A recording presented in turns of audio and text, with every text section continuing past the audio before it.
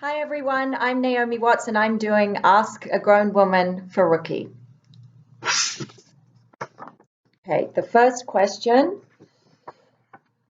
Hi Rookie, my name is Morgan. I'm 24 and I live in the UK. I've been moving quite a bit in the past 3 years and I think I found a place to settle. But my only problem is that even though I have a few friends, I'm always alone. I'm starting to suffer a lot from loneliness. I'm really trying to distract myself, but at least once a day, I'm getting really stressed that I'm on my own. I'm always happy when I have people around me, though. It is so hard making new friends and finding new people that I can spend time with. I'm not even mentioning finding a boyfriend because I can't make friends. If I can't make friends, how can I find a boyfriend, right? I just wanted to know if you had advice on how I could deal with myself and how to meet new people. Thanks a lot. Lots of love, Morgan. Yeah, you have to get out there, even with the fear. Go and mix with new people. I would say once a week, try and put yourself in a situation where you know you're going to meet someone new, and even if that's a little bit scary. And if you really do that, I think you'll find that it's not as scary as you thought it was. It's often the anticipation and the things, the imposter that lives in your head that tricks us into believing that it's scary. Um, and I think if you do that once a week, you might find that you can broaden your circles. I get it though. I remember coming to Los Angeles and I really didn't know anyone, and I was forced into a situation where I literally had to call those people that say, "Hey, give me a ring," and I'm not normally that. I'm not outgoing, so I was quite shy. So you do just have to break through, and I think bit by bit, you'll meet more and more people. This is another question. Dear Rookie, as I have grown older, I have naturally been going to bed later. This has unexpectedly had some unfortunate consequences. My parents sleep directly above in our converted loft. There's no way, there's no easy way of putting this. I can hear them having sex. I don't know if I should mention this to them or how, but it really disturbs me and makes me feel quite uncomfortable. How do you advise I go about trying to sort this out? From an extremely disturbed teen. Gosh, this is a tricky one. I would say, um, I think you should probably just call it like it is and say that it's uncomfortable, and say to your mom and dad, guys, I love that you guys are into each other, and that makes me feel really good. And I'm glad that it makes you feel good because actually I hear it every night or whenever it is. So I'm going to ask you to tone it down. Try to get a hotel every once in a while, or no, maybe that's impossible. I don't know. Or ask them to help you build a door or supply earmuffs. I'm not quite sure. I think this would be uncomfortable, and I do remember walking in on my mother once, and it was quite disturbing. The good news is that this is your mom and dad, and you can feel comforted by the fact that they really still like each other and love each other, and that means a lot. Okay, that's all I got. Bye, guys.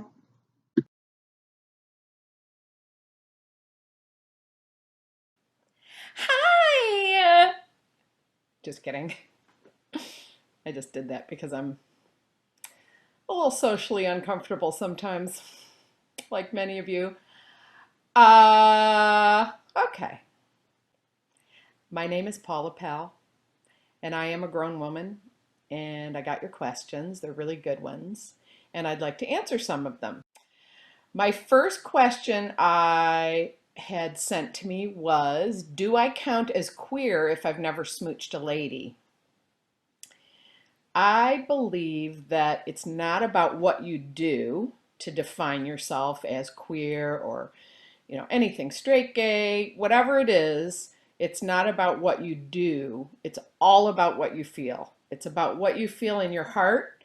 It's about what you think about when you walk around and see people and meet people. It's what makes your heart go fast. It's what interests your brain about a person. And so it really isn't about a keeping score of, what's your resume of whether you've smooched a lady or not. It's just not a definition of what or who you are in life. Um, I think you should not keep track of that if you can, and try to keep track of just how your gut feels, your heart and your gut, all the things that are inside your body, just like what makes you feel happy, what makes you feel excited when you meet somebody and you go, oh, they're such a neat person. I love this person. And if you keep feeling that about a person that is of your same sex, then you probably are a gay person. And it's just sort of a natural thing that you're going to have to find out. Now, the person that I've been with for the last 14 years, her name is Deanna. She's a wonderful person. And I've been with her for 14 years. And she had never kissed a girl before she was with me, which, didn't matter to me, and it didn't matter to her because she knew who she was and what she wanted to, how she wanted to live her life.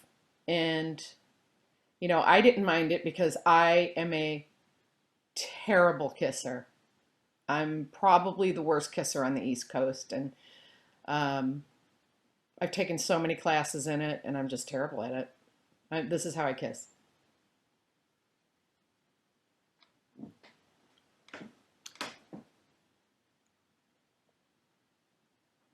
It's really disgusting. Oh God, I just saw myself and I looked like a largemouth bass. Anyway, so that's question one. I hope I answered that well. Stay with your heart, to recap. And that was from S. That question was from S. Just S. Superwoman, probably. The second question is, everyone has always just assumed that I'm straight, but I'm not. I'm hoping to meet a love interest type person, but I'm not ready to come out to the whole world. Impossible? This is Marge from Chicago. Well, let's take the first part of that first. Everyone's just assumed that I'm straight, but I'm not. My advice would be to not worry at all about what people are thinking you are. I think you're living in a generation that's a lot different about it. People don't care as much about it. I'm not saying there still isn't difficulty in school and people wondering and people gossiping, because there always will be, I'm sure, about everything in life, because that's human beings. But when I was growing up, there was a lot more secret hush hush talk about it, and a lot of people that decided if you were that they weren't going to pay attention to you and they weren't going to talk to you. And it was a lot more scary because nobody ever talked about it and nothing was ever on TV about it or the movies. So it was really a scary time for that. But I spent so much time worrying about that, and I would just say that I regret that. I would definitely spend less time worrying about what people are thinking about whether you're a straight person or a gay person. I'm hoping to meet a love interest. Okay, I'm not ready to come out to the whole world. Well, it's not impossible at all. My best friend when I was growing up in high school eventually ended up being the person that I was with for quite a few years through college. And she became my girlfriend, and we had a great relationship. And for a long time, people didn't know because we were friends, and people knew that we were always together. But we didn't feel at that time in our life comfortable with everyone knowing it. And we were young and we were still kind of figuring ourselves out. So make sure that you give yourself enough time to figure yourself out before you feel any urgency to explain yourself to others. That goes for anything in life. Anything you want to do, anything you want to be, who you want to be with. Just spend time with yourself first and have a lot of time to investigate and experience before you ever feel like you have to tell everybody, what your life is going to be, because you won't know yet. You just won't know. And it's best to be sure of what you feel so you don't keep going back and telling people different things. But most importantly, so you don't pull yourself around so much and feel anxious about what people are thinking. Just try to get quiet in your head about it and say, it doesn't really matter as long as I'm, a good person, I'm a good friend, I'm a good student, I do good things. Just do all those things. Spend your time being who you are, 100%. And then if people ask you, you can be honest with them if they approach you about it, but you don't have to. People don't care as much as you think about anything in your life. And when you're gay or straight, I think that they're curious just because it's a kind of interesting, curious thing. But I don't think it's going to make or break their day. So just put it out of your head. Uh, Number 3, how do you go about asking a stranger for their phone number? Is there some sort of trick so that you don't completely embarrass yourself? Well, I've never been good at that. When I was dating people or I didn't really date that much, but when I was going out with people or would meet people I liked, it was always really hard for me to cross that because it is vulnerable. It's scary. It's super scary when you like somebody to go to that next step and say, well, do you bowl? Do you bowl often? Maybe we could bowl together. I don't know. Do you guys bowl anymore? Oh, brother. I am old. Uh, I have a couple tricks that I just made up that might help you. One of them is you could trick them by saying, my phone number has so many sevens in it. It's like 677772777, even if it's the wrong amount of numbers. It doesn't matter because it's a trick. And then you could just be like, it drives me nutballs. And then you just kind of like wait like this for them to say theirs or whether they have any sevens. And if they don't, you do this. All right. You have a good day.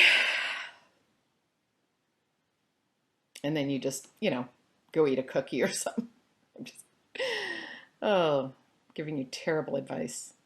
The second trick I thought could be good is if you go, I've had this trick ever since I was little that I can say my phone number really fast, 555-7272.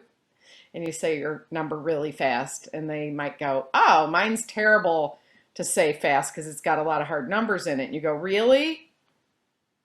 And then you tape record. You just put your phone right in near their mouth, like behind the salad you're eating, and just go. And hopefully you can record it. And then you can, cut and paste and all that stuff that you do on fancy phones. A serious answer to that, real quick, is that the best way I've found when you do like somebody like that is just to be direct and say, do you want to go have coffee sometime? Or you want to go have a pizza with me? Or just take the leap. And if they say no, it's going to bum you out, but it'll bum you out for a little bit and you won't spend like 6 months worrying about should you have said something. So I would say sometimes if you really, and of course, if it's a safe situation, if it's, a stranger that you don't want to get a stranger's phone number or give a stranger's phone number if it's somebody that's not in your world or, someone on the internet, like definitely somebody that's of your world. And so if you meet somebody in school and you want their number and you can say, hey, do you ever want to go see a movie or make it really casual. And even if inside you're super nervous, just act a little like it doesn't matter. And then it won't matter to them. And maybe they'll just become your friend. You never know. I know that you probably want them to be more than your friend, but you always can use a good friend too, if that is how it turns out. Lastly, the question from, let me see who this is from. Anonymous. That's a beautiful name. Anonymous. I think that's Italian. My best friend and I have a great relationship, but I really like her and I want her to be my girlfriend. I value our friendship so much and don't want her to think that I'm, that I'm creepy and or ruin what we like. But I like her so much. That's in capitals. What should I do? Anonymous. Anonymous, if I can call you Anana, I say you have to, especially if you have a friendship with someone, let things naturally happen. As I mentioned, my first girlfriend was also my best friend. And, it very gradually happened that way, that we both cared for each other in that way. And we both came together really slowly in our relationship until we went, oh, this is what this is. We're going to be girlfriends. It all made sense. But I think if one of us or the other would have jumped into that faster, it makes it harder. You always want to make sure things are pretty even before you confront someone about that, because it does put you in a situation where you could be hurt. You could really have your feelings hurt. But also, it will give your friendship a weird feeling if you're the only one feeling it. So, really pay attention to how they are with you, and if you really feel like that they like you. I mean, even if you had someone that was a confidant that knows both of you, if you could be honest with them, if you could say, what do you think? Do you think that they like me that way? Have you ever heard them say anything that way? I mean, someone you trust. You don't want to be talking about your relationship with that person to everybody, um, but I think if you let it happen naturally, it's also just so much better because it has no, like I said, it's even. Everyone, both of you are meeting together in the same spot. And then it's just really fantastic because then you don't have to worry about the yes or no of it. So sometimes you just have to be patient in life with people. That goes for anybody. If you meet somebody in a class and you really like them, just get to know them. Keep getting to know them. Go hang out with them, joke around with them.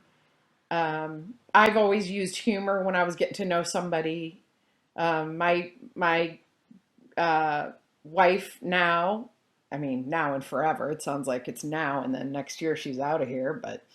Um, but Deanna is, the first time I met her, when she came to see me, came to visit me, she came to the door. We had met on the internet and talked for a really long time as friends. And then she came to visit me, and I started it off with a laugh because I'm a comedy person, and that's how I feel comfortable. And so I opened the door and held out a beverage for her, and I said, "Hold on, I have to go put in my teeth," like I had false teeth. Oh, she laughed. She was probably faking it, but she was really laughing. And then it made me feel more comfortable because we had laughed together. So whatever your thing is, if you're a person who's, does artwork, like draw them a little drawing and say, "Oh, I drew this for you," or whatever it is a little gesture. Do it a small amount. Don't overgive or overdo or overtalk what you're feeling. Give them a little teeny bit.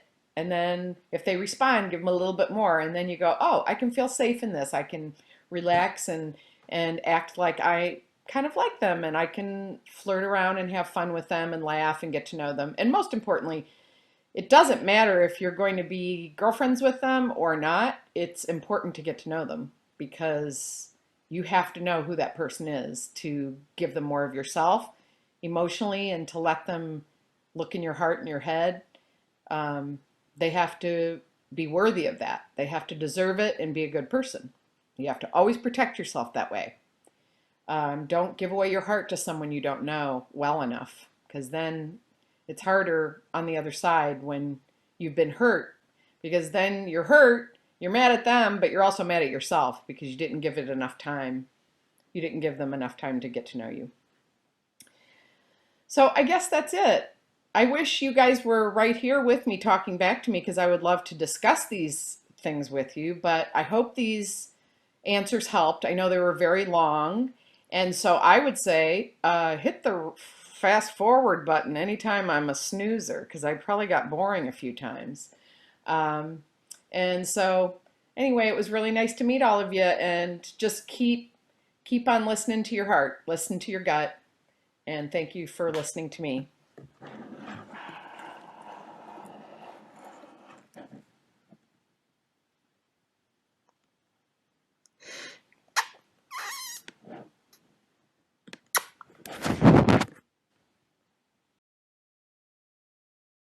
Hey everybody, I'm Someone, and this is Ricky Mag. Steph asks, I'm a queer college freshman, and there are basically no lesbians at my school. It's really lonely. How can I find queer friends? A girlfriend. Well, Steph, I'm here to tell you that you never know who's around you until you become active. I remember as a college freshman myself, I didn't have much experience at all hollering at chicks, hollering at dudes either, because I am identified with being bisexual. So for me, it was, I guess, so easy for somebody to try to tell you how to pick up guys, but as someone who's identifying with being queer, they don't really give you the handbook on that, do they? But I would say stay active. As a freshman, everyone is lost, so it's just about finding people who you can click with. As far as college is concerned, you're getting to the age where you don't really want to play games with your friends like that. So I would just suggest, stay active if you're like in a women's studies course or something like that. Or if you even see pamphlets for a queer group, you may think it's corny, but it may provide you with what you need as far as finding people that are just like you. So, as far as finding a girlfriend, you don't want to just go out just blindly hunting for someone because it may not be the right person for you. Just have fun, try to meet new people, be yourself, and don't think that people are going to run from you because you're gay. All right? Okay, last question. So I'm going to paraphrase a bit because Anonymous wrote a really long question, but I feel the need to try to um, shed some insight or whatever it is that I have on the subject. Okay, so Anonymous writes, I have always liked girls ever since I was young. During sleepovers, I found myself watching my friends get changed. I love the delicate frames of the girls, the soft lips and silky hair, so much so that I have a hard time being around them. I've only dated guys so far, but I just don't like them. I'm applying to universities right now to study fashion, but the thought of being around so many girls scares me. I haven't even told any of my friends about these feelings, and I wouldn't dare tell my parents. I have a dad and three brothers, and it wouldn't go down well. How can I be around so many girls at college without losing my mind? Great involved question, and I guess the answer is not so simple. Coming out is not something that anyone should force you into, but I feel that the fear that you're feeling is just based in you not being out, you know? Fashion school, let me tell you, if there was going to be a gay friendly place, I would feel that maybe, generally speaking, you might find what you're looking for if, in fact, you go to fashion school to study your dreams, which you should be doing anyway. You have to just be yourself. If you keep secrets, you keep the burden. Now, I'm not saying run home and out yourself to your dad and your three brothers because who knows, you could be right about not going down well, but you also could be wrong. But your friends, you know, if your friends are cool, then they'll stick with you when you come out to them. And if they weren't your friends, I know it sounds corny and cliche, but it's true. If your friends aren't messing with you after you out yourself to them, then they weren't your friends to begin with. You don't need them in your life. Because in your life, you're going to need your friends, and sometimes your friends become your family. So you have to have people that you can trust in your circle, at least one person, because that would make it easier. Being around girls and never dating girls and knowing that you like girls, it can be torture because, you know, girls have that thing about them where, they can make you want them even if they don't want you. So you have to just be careful. You have these desires because you haven't acted on them yet. I guarantee you, once you start having these experiences that are more sexual in nature with women, if that should happen, which I'm certain it will, if that's what you're identifying with, you will find that these unbearable feelings, these fearful feelings will subside, even go away in the future. So just trust in yourself. Don't force yourself to do anything, but if you keep having these feelings of fear and things like that, you need to find somebody in your life that you can talk to. So I do appreciate you sending the question. Hopefully, I've I've been able to help you a little bit. So Ask a Grown Woman is signing off. I'm Psalm 1. You can find all my stuff at regularblackgirl.com. Have a nice day, y'all, and be blessed. Peace.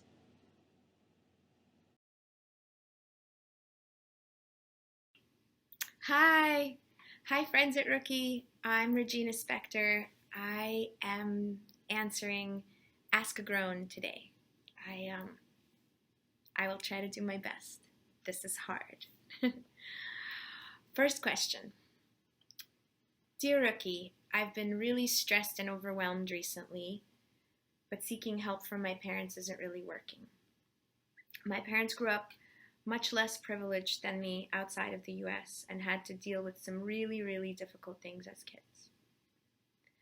To them, academic pressure, friendship issues, low self-esteem, and whatever else I'm struggling with don't seem like big problems. They typically just tell me to work harder and stop complaining. Am I really just complaining? I really want to be able to talk to my parents. How do I help my parents understand what I'm going through so they can better help me? This is written by Michelle, 16, Chicago. Thanks so much for writing, Michelle. Wow, first of all, I want to say that I remember very well that complicated feeling at that age. And I truly believe that people do forget with time what it feels like to be 16, and that those things that aren't so big or sort of traumatic on paper, like all the issues that you mentioned, they're giant and they feel very big, and feelings are not quantifiable and we shouldn't judge them because they're valid, and everybody is born into their circumstances, and there are good things that come with that and there are bad things that come with that. But the pain that a person feels inside is not quantifiable. So you can feel as much hardship as your parents did over something that's, a bigger issue, just because you have a soul and you feel what you feel. I think that the thing that parents, especially immigrant parents, want for their children is to have a better life than they did. So a lot of the time they kind of get lost in the logistics of things. They want you to, be fed, sleep enough, wear a good coat when it's cold out. They kind of just go for the minutia of day-to-day life, and they don't really talk about the bigger things and what they consider maybe like, oh, this is a passing phase, or this is, she thinks that this is a bigger thing than it is. And at the same time, all the experiences they went through have made them really wise. So I think if you come to them and you say, I love that you are my parents and I will always be your kid, but I also want to be your friend. And I happen to be living in this time in my life. I'm living under the same roof, and we are all here together, and I want to benefit from your wisdom. Can we talk about these kind of higher things, like philosophical things, how I feel? I want to benefit from your wisdom. I think that if you come at it from that angle and just say to them, I want to benefit from your wisdom now, they will be very glad to be useful. Because at that age, I think parents and kids have this giant chasm between them, and they don't really know how to communicate. And parents will feel a great relief to be useful in some way and to be able to help. And if they do say something like, oh, just work harder, you could say, I am, and I want to do all those things, but this is big to me, and I want your support and your advice. I think they will want to help you. Good luck. As I grow older, people are always asking me what I want to be when I grow up, as if I'm expected to know. As a teen, I feel like I have to answer that question with confidence and certainty. At the age of 16, how am I meant to answer that question convincingly and without people thinking that I have no direction in life? I have given it lots of thought because I can feel the pressure to have my whole life planned out. Every time someone asks, what do you want to be when you grow up? I become stressed out because I simply don't know what to say. I feel like I'm going to be judged if I haven't figured out what I want to do. Please help me, Molly. Well, Molly, I really remember very vividly my experience with this same question. I actually had a very, very hard time at around your age because I had been playing piano since I was 6, and I had sort of I loved music with my whole heart, and I sort of thought that the only way you can be a musician is to become a classical pianist. That sort of somehow was made clear to me maybe by other people. But by the time I was 15, 16, maybe even 14, I was really in turmoil because I had realized that I wasn't ever going to become a classical pianist. And at the same time, I had never thought of anything other to do with my life. And everybody was constantly asking me, so what are you going to be? What are you going to study? What are you going to do? And I felt such pain and sadness every time someone asked because I was really lost. So, my parents would joke, and my dad would say, you should become a lawyer. You're really good at arguing, or, people would say, you should become, a psychologist. You really love to listen to my problems and give me advice. And I would try and sort of measure all these different things onto myself and imagine it, and none of it fit. I tried to imagine myself as a teacher. I tried to imagine myself, I don't know, a lot of different things. And then, to my luck, I guess, sort of the idea of writing songs got introduced into my life, and I never thought of anything else again. And I do feel like it's very strange that people want teenagers to know what they're going to do with their life. I mean, it's such a giant, vast pursuit, and I think that people spend so much time going towards goals that they think they have to set for themselves, oftentimes not setting them too early, setting them based on other people's expectations, not really having discovered who they are or what is really right for them. I think that it's great that you don't know the answer, and I think that all you have to really say is, oh, I can't wait to discover that. I can't wait to discover what I'm going to do.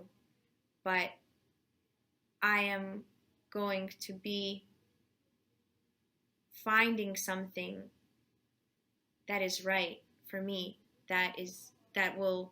all you have to do is find something that makes you feel excited, that makes you feel useful. I think there are too many people not using their special skills and talents and sort of their unique qualities in their work. And it makes for a lot of very miserable people who hate to work. And you don't want to be a part of that. That's just, I mean, it happens to a lot of people, and it's unfortunate, but you are at an age where you can fight against that with everything you have. You just stay your course, and just discover, and there is no way that most people know what they want to do. And there are a lot of things that are a part of my life, that are a part of my work, that I didn't know anything about, making videos, or, making art designs for covers or posters, or all kinds of things that fall under the umbrella of what I ended up doing, that I couldn't say that I would want to, be in a short film or write stories or all kinds of things that I end up doing. And I think that there's an excitement to not knowing.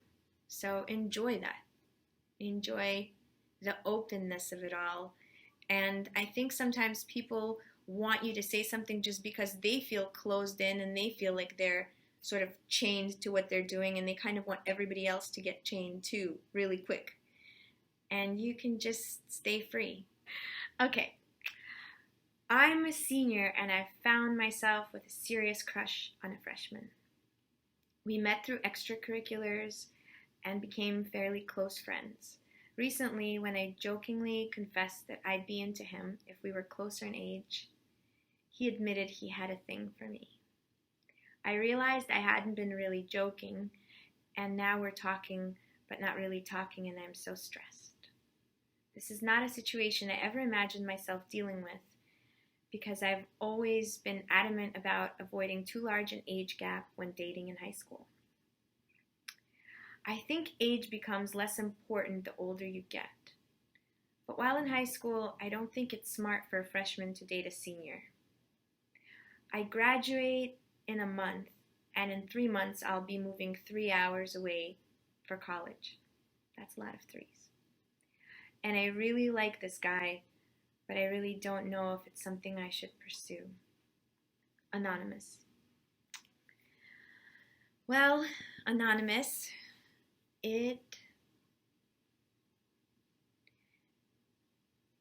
it's hard to know how to advise somebody about love, because in some ways I feel like there aren't really any rules.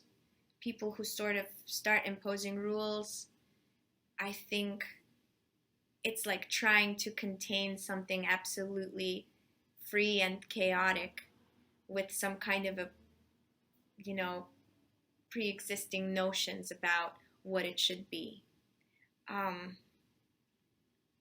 think that when you survey people who have beautiful relationships and are happy, you find every kind of age gap and every permutation under the sun works for certain people. At the same time, there is something to, even more so than the age gap, because it sounds like you're both experiencing, really mutual feelings. So it's not so much the age gap that is the thing. There is something to distance being a thing. I think that in some ways, long distance is harder than age gaps, because when you have a distance and you start sort of living in some ways separate lives and then connecting, there's a lot more pressure on those moments of connection. And so much of life happens in little moments, brushing your teeth, what you're eating for breakfast, laughing about something that you saw together while walking on the street. All these little moments are what make up a life. And so I do think that as much as possible, people should try to be together, because then in your relationship you can become almost like these dual processors, where the world goes through you and through your partner, and there's this beautiful thing of that you're not looking at everything through yourself, that you're looking at everything through this lens of love, of the person that you love. And 3 hours is not such a giant distance, but it can prove to be a very big distance at that age. So I think that you should try and do what really feels right for you. But if you do decide to pursue this, really, once you leave, make as much time together as possible to live as much of life in a shared way. Good luck. Hi, it's Tig Notaro doing Ask a Grown Woman, who kind of looks like a boy, for Rookie Magazine. Let's see, the first question is, I don't have any friends. I'm trying to do the loner thing in high school, but it's getting super lonely. How do you make friends? Sign the letter M. Well, the letter M. My very good friend Leslie had a genius idea when we were kids. She told everyone in the school that her grandmother had a bunny farm. Instant friends. It's genius. Who isn't gonna crowd around you, wanting to hang out with you on the weekends and hope you're gonna invite them to your grandmother's bunny farm? If that's not for you, which I understand, I don't know, do you have hobbies? Like for me, I played music, so I would start bands, horrible bands, but that was fun. Listen to music with friends, go to concerts. I also was really into soccer. Made a lot of friends on my soccer team. And, but you know what? As far as the loner thing, who cares? What's wrong with doing the loner thing? I know you're getting lonely, but I don't know. I'm doing the loner thing. I'm sitting in my house talking to myself. I think the loner thing's fine. Okay, next question. I am not confident about my body. I always feel like I'm fat or not good enough. I worry that girls, therefore, will not be attracted to me. How can I get over this? Signed, Miranda, age 16. Miranda, don't be ridiculous. You're great. We're all great. You just got to be confident. I just got over breast cancer. I'm in remission now, but I had to get a double mastectomy. So I don't have any breasts, and I just have scars across my chest. And I was really insecure about it at first. And then I have just accepted things. I've become very comfortable with myself, maybe even too comfortable with myself. But yeah, that becomes attractive to people when you just own exactly who you are. And sometimes it takes a little time, but you'll get there. So, you can do it. You're great. We're all doing our best. We're going to pull through. Final question. Let's see. My mother died a few months ago and has completely messed up my whole perception of reality because I lost the one person who truly loved me. I keep wondering, when someone dies, where does that love go? I just feel completely alone and unloved, which is horrible because I used to be reminded every day that someone loves me. Everything seems painless. Everything seems pointless because the only person who had real love for me is gone. And I didn't make the most of it when I could. Is there any way to come to terms with that? Signed, the letter C. The letter C. First of all, I am very sorry about your mother. I also lost my mother last year unexpectedly, and it was the most painful thing I've ever been through in my life. I probably didn't stop uncontrollably sobbing for 3 weeks straight. As far as your mother being the only person that truly loved you, I'm certain other people in your life love you tremendously. And that's where the love can go. And a really great gift to give your mother is to truly spend time with good people around you and cherish the time you have with them and appreciate who they are and what they are in your life. That's a really great gift to you, your mother, and other people. So being present and aware of that, your time with people, that's really where the love can go. That's what I'm doing, and it's helpful. I hope this has been helpful. Okay, well, this is the end of Tig Notaro's Ask a Grown Woman Who Looks Like a Boy. And yeah, listen to my podcast, Professor Blastoff. It's very ridiculous. Buy my CD. I have two. One is called Live, and the other one is called Good One. And my Good One CD comes with a DVD that is called Have Tig at Your Party. And it's just me standing still for an hour. You can put on your TV and just, I'll be at your party, just looking at you, like this, kind of like this. And then come see me live. Check out my tour dates on my website. All right. Well, I'll see you at the top. Bye.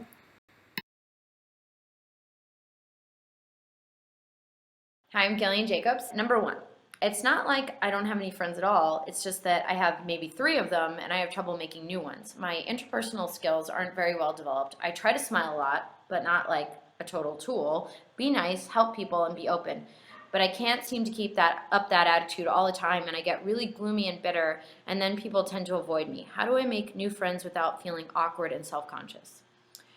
I would suggest to you that you be open and upfront with, the friends that you do have and the people around you about the moods that you get in, because then it won't be so mysterious to people why sometimes you shut down and get sad and say, I get in these moods and I don't know what to do. And then I think you'd be surprised the number of people that say, like, I feel the same way and I get these moods too. I just, go home and sit in my room by myself.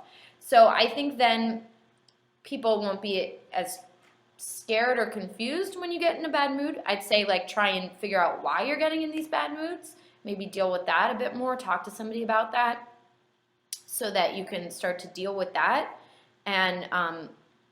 And then I would also say, that you should try and make friends with the friends of your friends. So like the 3 friends that you have, like, who are their other friends? And do you guys have anything in common? And maybe try and like do group hangouts with them, go do things. And I would say I didn't have a lot of friends either. And the thing that I did was just really focus on the stuff that I liked and enjoyed. And for me, it was theater. And I was a total theater nerd. And I read a lot of plays. And I went to a lot of plays. And I tried to do that as much as possible. And that's how I met other friends, because I didn't really have a lot of friends at my high school or my elementary school or my middle school. And so sometimes I feel like if you have an interest or a passion for something and you meet people through that interest, you're more likely to have things in common with them. So it might not be at your high school. And also, high school will be over before you know it, and then you'll meet cooler, better friends, which is what happened for me. 2 of my girlfriends are always being told what great legs and butts they have, but no one says anything like that to me. I have glasses and braces and hair that cannot be tamed. I'm clever, but that's it. I'm lonely. I feel ugly and insecure. I even made up a pretend holiday boyfriend to make myself seem cool. I don't want to be a nerd. I want to feel empowered by my culture, and I want someone to like me. Is there anything I can do? Indigo Blue, 13, England. Okay, I would drop the pretend holiday boyfriend subtly. Just stop mentioning him, because I'm pretty much can guarantee you people see through that, and it sounds like something out of a romantic comedy. So don't worry about that. Don't make up any more boyfriends, because just don't do that. Okay, you could like try and do a makeover, but I don't know that I really recommend that, because I got rid of my glasses and guys still didn't like me. And I tried to do stuff with my hair and guys in my high school still didn't like me. I feel like sometimes, high school is this time where people get this like stuck perception of you that will not change regardless of like how much of a, romantic comedy makeover you do on yourself. But like figuring out one's hair and how to deal with it is a lifelong battle. So maybe try out some new hair product, read some like, hair blogs, curly hair blogs. If you have curly hair, I have curly hair. I still don't know what to do with it, but like maybe try a different shampoo, conditioner, product, scrunch it, read up on that. But that's not the most important thing. I think the most important thing is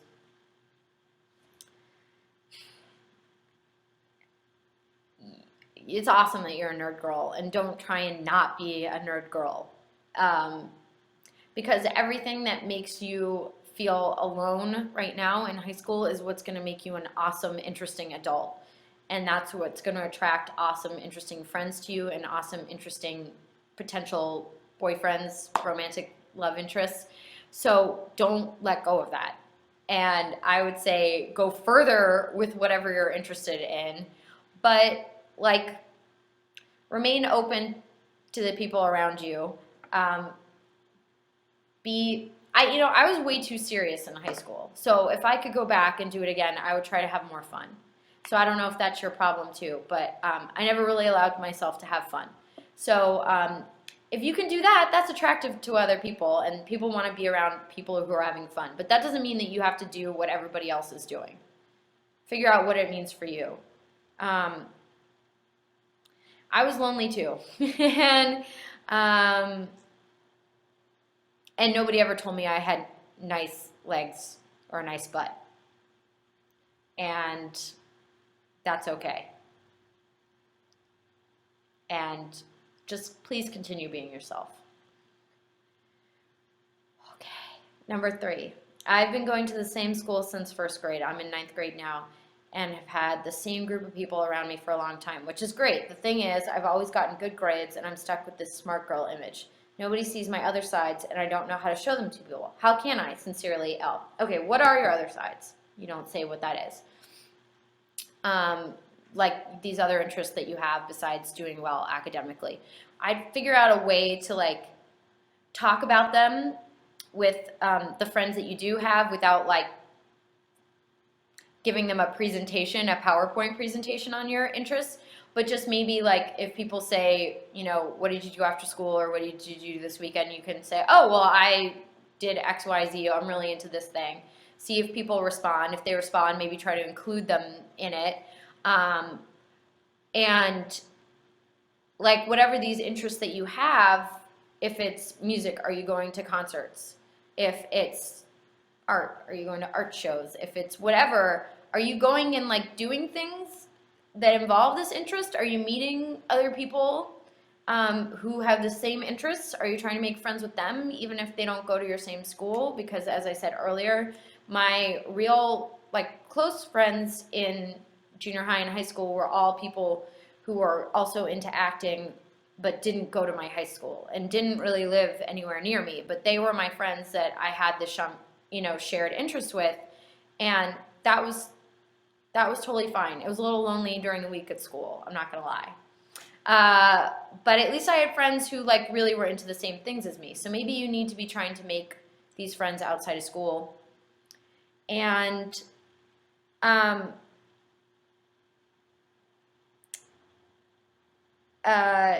don't stop being the smart girl for anybody, ever.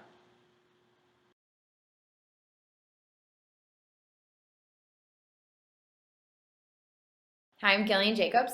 Number 4, I'm a little awkward when it comes to sex. When the time comes, I get really nervous and world vomit. I think you mean word vomit. saying whatever is on my brain. But if you can vomit worlds, that's pretty cool. And I'd say get nervous as often as possible. Last time it was in a weird jokey voice, our nether regions are a little too close. It was awful. Should I explain to him that I was nervous or let it go? And how can I stop doing this in the future? Lindsay, 18. Question A, do you feel nervous around this guy when you're not having sex? Do you feel comfortable, when you guys are just hanging out talking? Okay, because you should be. And if it's just about sex, then I think you should just, when you're not having sex, when it's a non-sexy time moment, say to him, like, I get really nervous when we're doing the thing, and I say, like, weird things, and I feel, if it's body insecurity, like, be honest with him. Like, I feel, like, weird about my legs or my stomach or my butt or my boobs. And, if he's a nice, cool guy, which he should be if you're having sex with him, he will understand and be compassionate. And if he's also a nice, fun, cool guy, like the type of guy you should be having sex with, maybe he will find it kind of funny and endearing that you say these weird things when you get nervous, because I say all kinds of weird things when I get nervous, and I don't know how to stop myself. So I don't know how to tell you to stop saying these things, but I think make sure that this is, the right person to be having sex with, that you're ready to be having sex.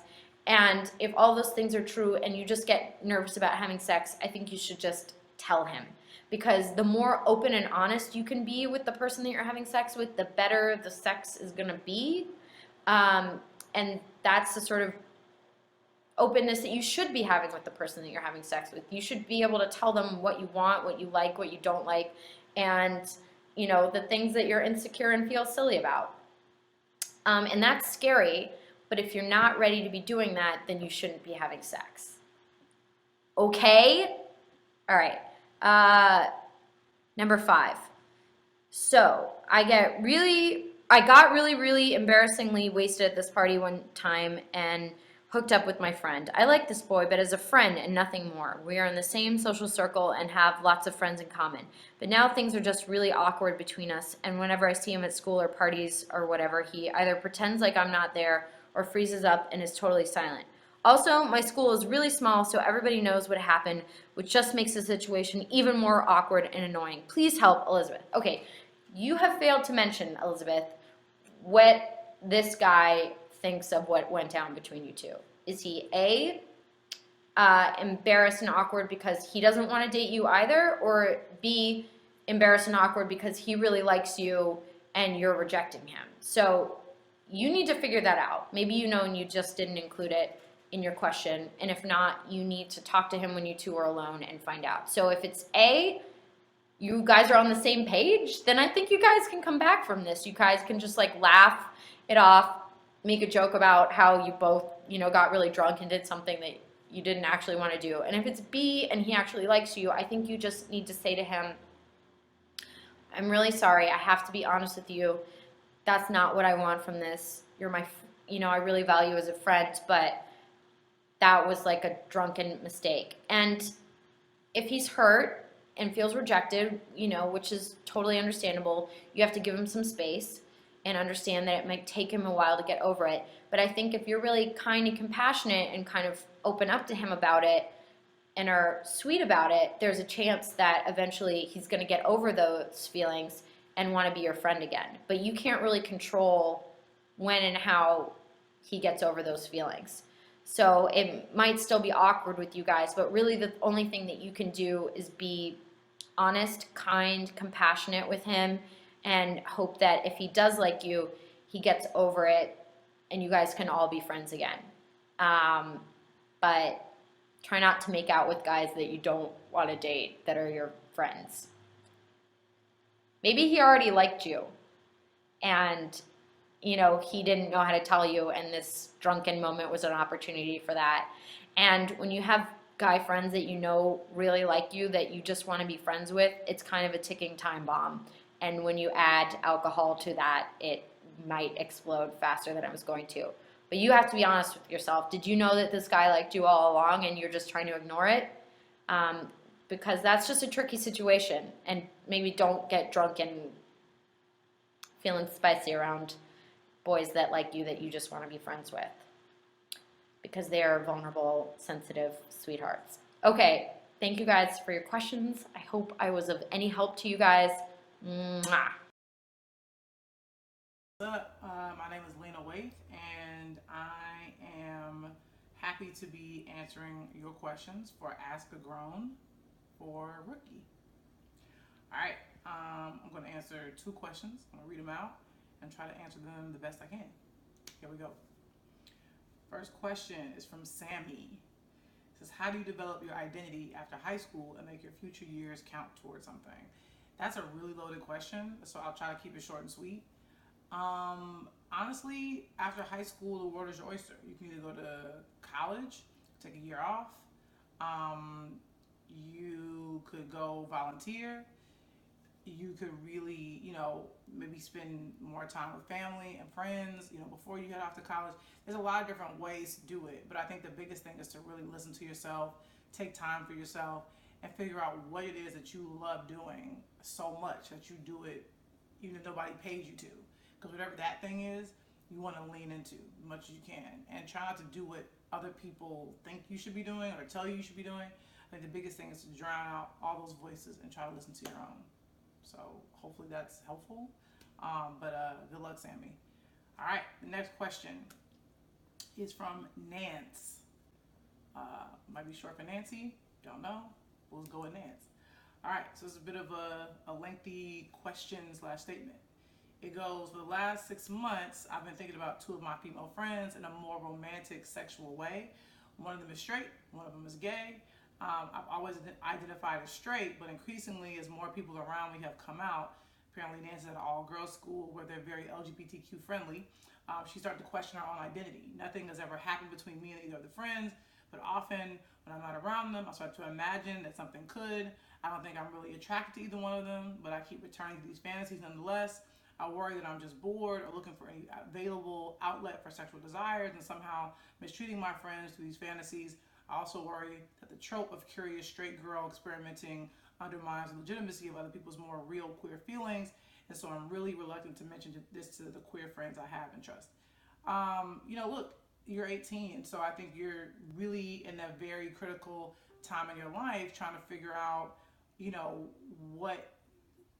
what you're attracted to or who you are, and your sexual identity is still forming and growing, and you're trying to figure out what you like, what you don't like. So I think all of your feelings are completely normal.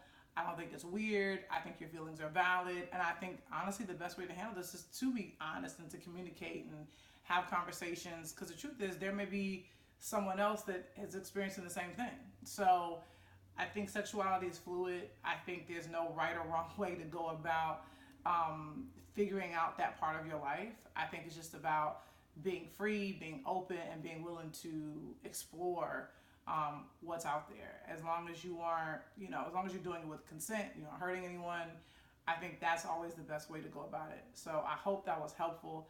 But either way, I've had a great time answering both questions. And I'm so honored that I could take part in this. Hi, rookie readers. I'm Kyle Wilson, and this is Ask a Grown Woman. Here's my first question. I've always identified as straight, but lately I'm not so sure. Did you always know that you liked ladies, or was there a time of confusion? That's from Kirsten, age 16. Kirsten, I did always know that I liked ladies. Starting with Olivia Newton-John, actually, when I was probably 4 years old in the movie Grease. I was real smitten.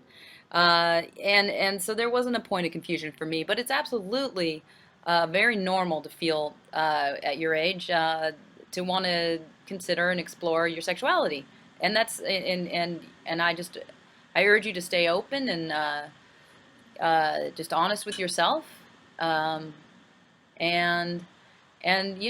just be safe and have fun.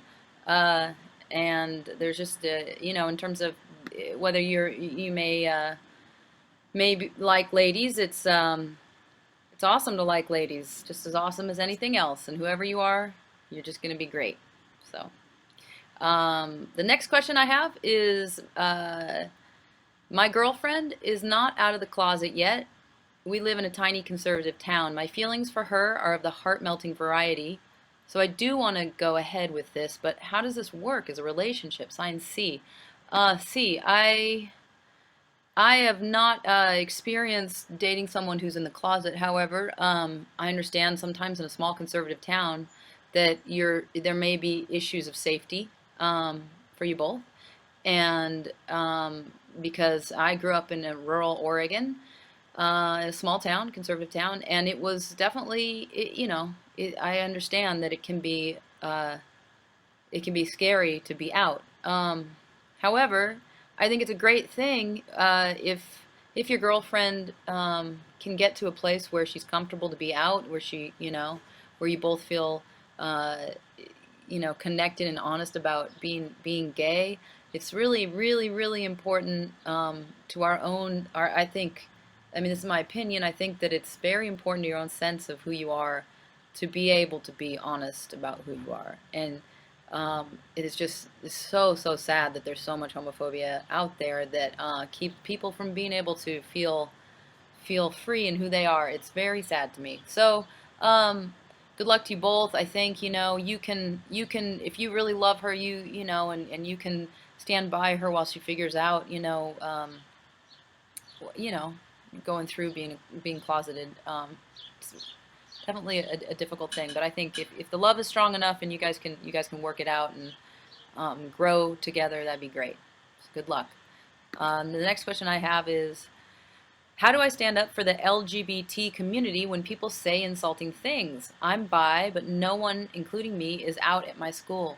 I want to be proud of who I am, but it's hard when people around me don't seem to support me. That's sign M in Ohio. Well, I think there certainly should not be a tolerance of homophobia and bullying of any sort at your school. And if there is, I would urge you to talk to your teachers or anybody you can to let them know that that's happening and it's not okay, because we all know at this point that bullying is responsible for leading kids to suicide and to it just is very, very hard. I came out at my high school, and that was definitely challenging. But and I was bullied, but it's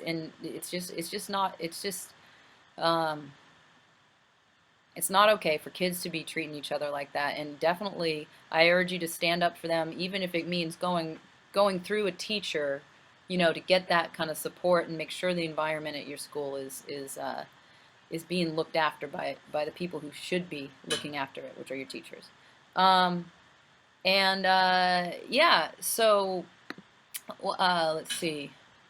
And in terms of you being bi,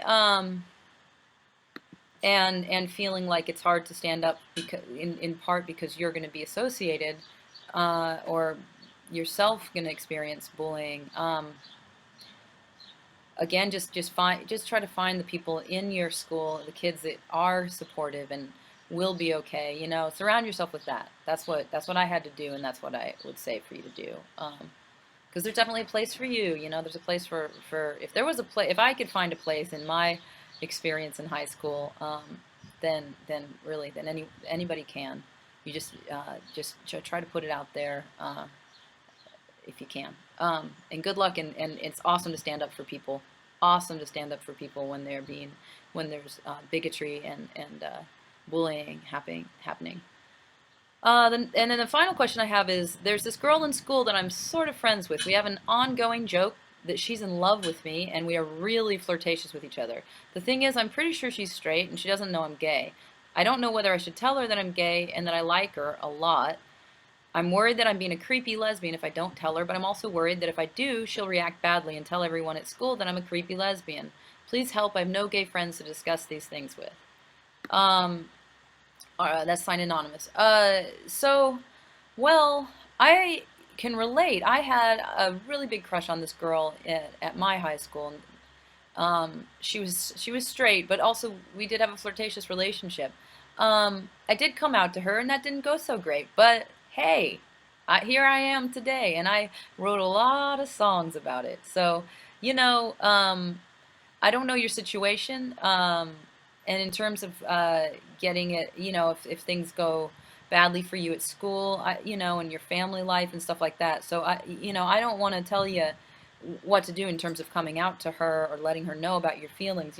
The thing about being a creepy lesbian, just take that away from your mind though, because it's there's nothing creepy about you having a crush on somebody.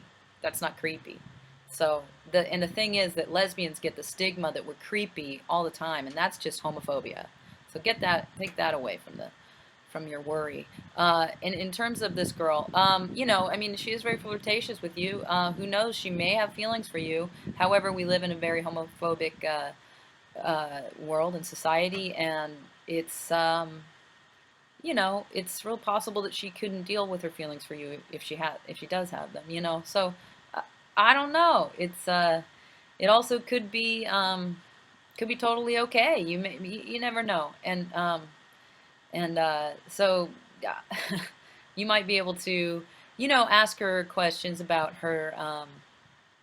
Maybe even from afar, like ask her questions about like how does she feel about gay people. Maybe she'll give you a sense that she's not homophobic. And then maybe you could let her know you have a crush on her. Yeah, and you'll get through it one way or another. You'll get through high school. I swear you will. All right, and that's that. Thank you, everybody. Signing off, Kyle Wilson.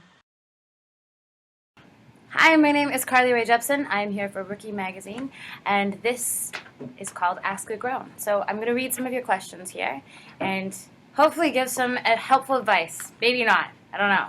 We'll see. So number 1 is from Kudlib in Jakarta. Hey, Rookie, I have never dated anyone before, so this relationship's a first. I know this is a very common thing, but lately this problem had me going nuts, with lots of S's. Very cute. Sometimes it's even hard to concentrate. I am 4 years younger than my significant other, and both of us are in the same major, but we're definitely different, especially with making friends and socializing. I am an awkward human being, and I am not that smooth at being friends with males. I'm not good at showing my affection. On the other hand, my significant other is very smooth, with probably everyone he knows. He has a few close female friends, and he's really open about it. Recently, he went on a picnic with one of his girlfriends, and this made me sad because I've never done stuff like that without him.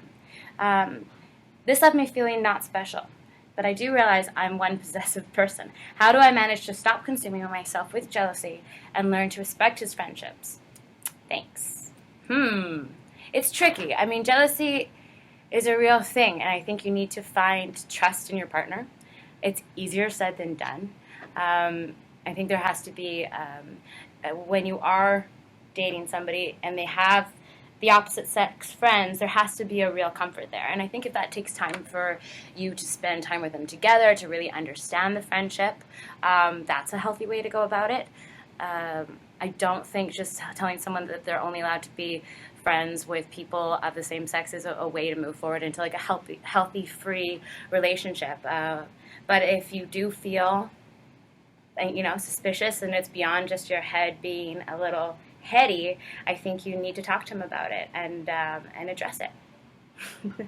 I also think humor really helps for everything. If I'm ever jealous, I'll just be like, do you love her? Do you love her? And usually it's just like the Starbucks woman in the line. And then it goes away. You kind of got to address it in a weird, sort of not too heavy of a way. I don't know. Maybe that's bad advice. That's my theory. Okay, question number 2. It's from Liam. Hello, my name is Liam, and I'm 21, though I've not grown yet. I'm from Boston. I have a question for a more grown person. My girlfriend of 3 years, who I was deeply in love with and planned to spend my life with, just broke up with me. I'm very sorry. Not quite out of the blue, but almost. Obviously, I'm heartbroken. However, we keep calling and texting, and she seems to be dangling the possibility of trying again. This makes the grieving process so much harder because I feel like things might actually work out, and then realize she's left me all over again. What should I do? How can I move past this person? And thank you.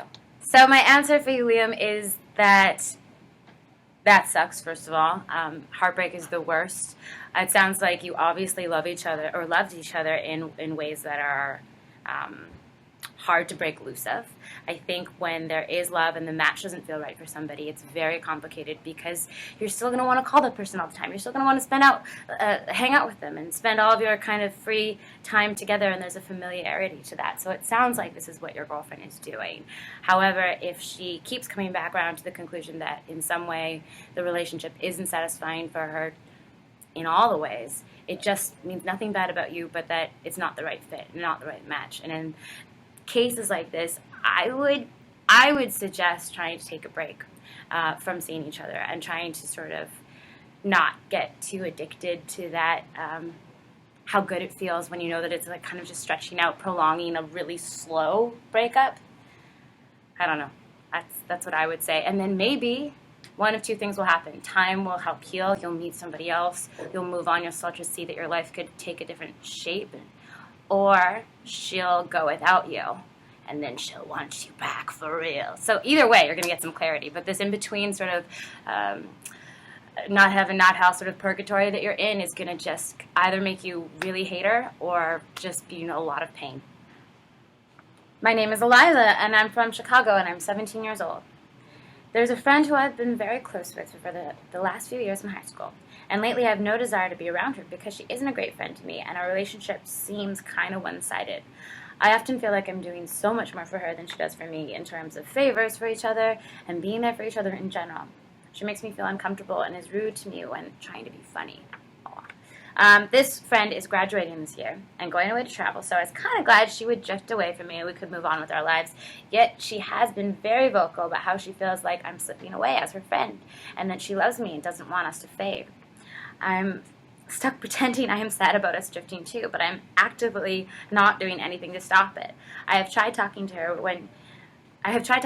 when she does something that upsets me, but she never really lets my words sink in and blames the situation on other people or things. Should I just wait it out until she graduates or try to talk to her in a different way? I really don't want to invest in this relationship because it's not a very healthy one in the first place, but I don't want to be mean to her and tell her I don't want to be friends. Ooh. That's a complicated one, and I understand. I think sensitivity is very, very, it's kindness. You don't want to just kind of blurt out to somebody that you don't want to be their friend. But the truth is, life is short, and there's a ton of people in it, and you only should be making space for the really fruitful relationships in your life. So I understand your desire if this person is not treating you with respect or not listening when you're trying to communicate what is wrong between you two and making changes about that you would want to kind of find some separation.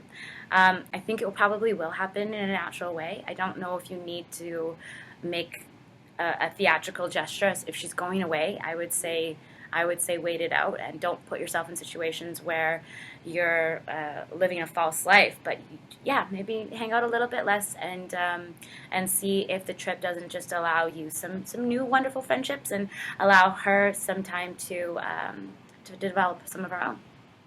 Anyways, I hope some of that helps. I could be crazy. Life is crazy. It's easy to give advice, hard to live it. So good luck, all of you, and I'm rooting for you. Bye. Hi, Assalamu alaikum. I'm Ziauddin Yusufzai. I'm a teacher and an activist for girls' education.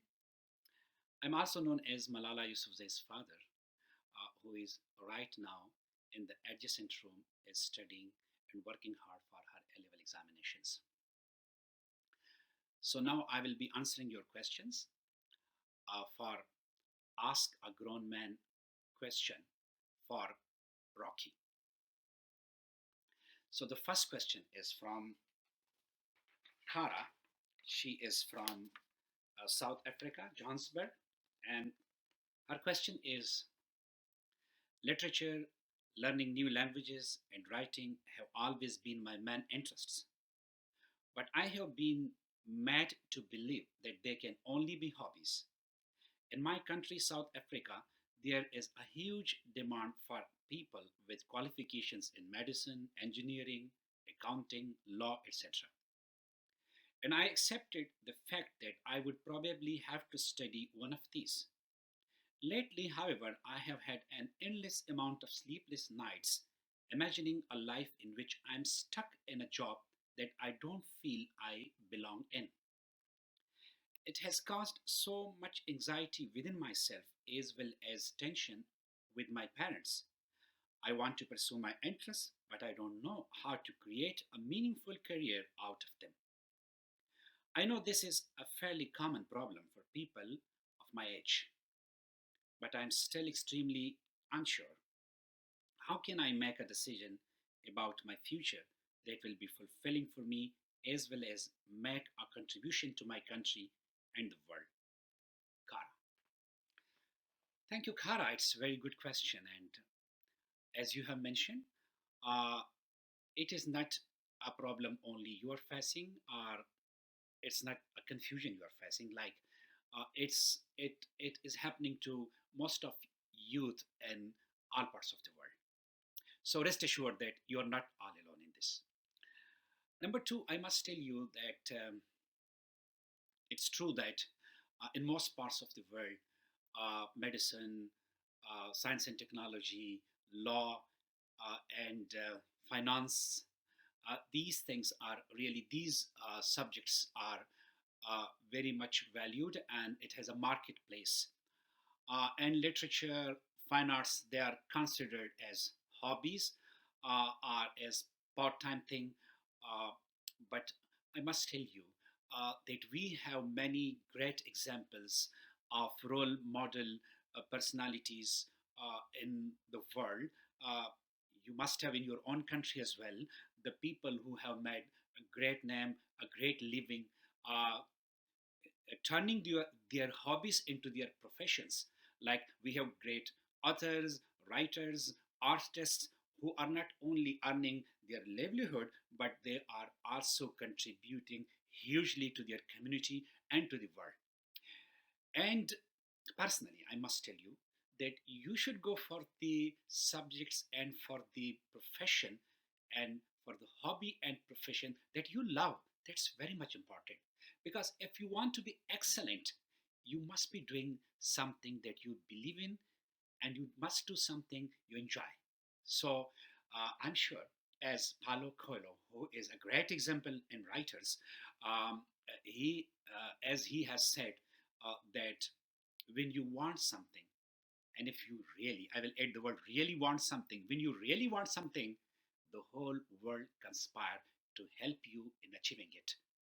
And I'm sure that if you are really wanting to be a writer, to be an artist, to be an author, I'm sure that you will do it. Just believe in yourself. And also, I must mention that in today's world, there's a great potential and there's a great need, because, on the one hand, we are making this big process in science and technology, but on the other hand, our human society, our global, our global community, it is losing some of the very basic human values, which is love, respect, harmony, and that could only be achieved through art and literature. So you have a great vision for the world. You will be doing great in every way. So best of luck. The second question uh, is from the second question is from Patty, and she's asking, I have just got a quick question. I'm entering my mid 20s now and working and going through so much. I have been contemplating beginning to write a book about my life. Wonderful. I guess my question is, should I really? I mean, I'm not well known or celebrity, but I just think writing an autobiography would be a nice way to view my accomplishments. But now, would I go about getting started and putting it together? I'm stuck on how to get started. Any tips for just getting started and letting ideas flow would be appreciated. Or maybe I shouldn't write a book. I don't know. Thanks. Patty, what a wonderful question. I think I should quote a very famous, a well-known Pashtun poet and artist. His name is Ghani Khan, and he's from Pakistan.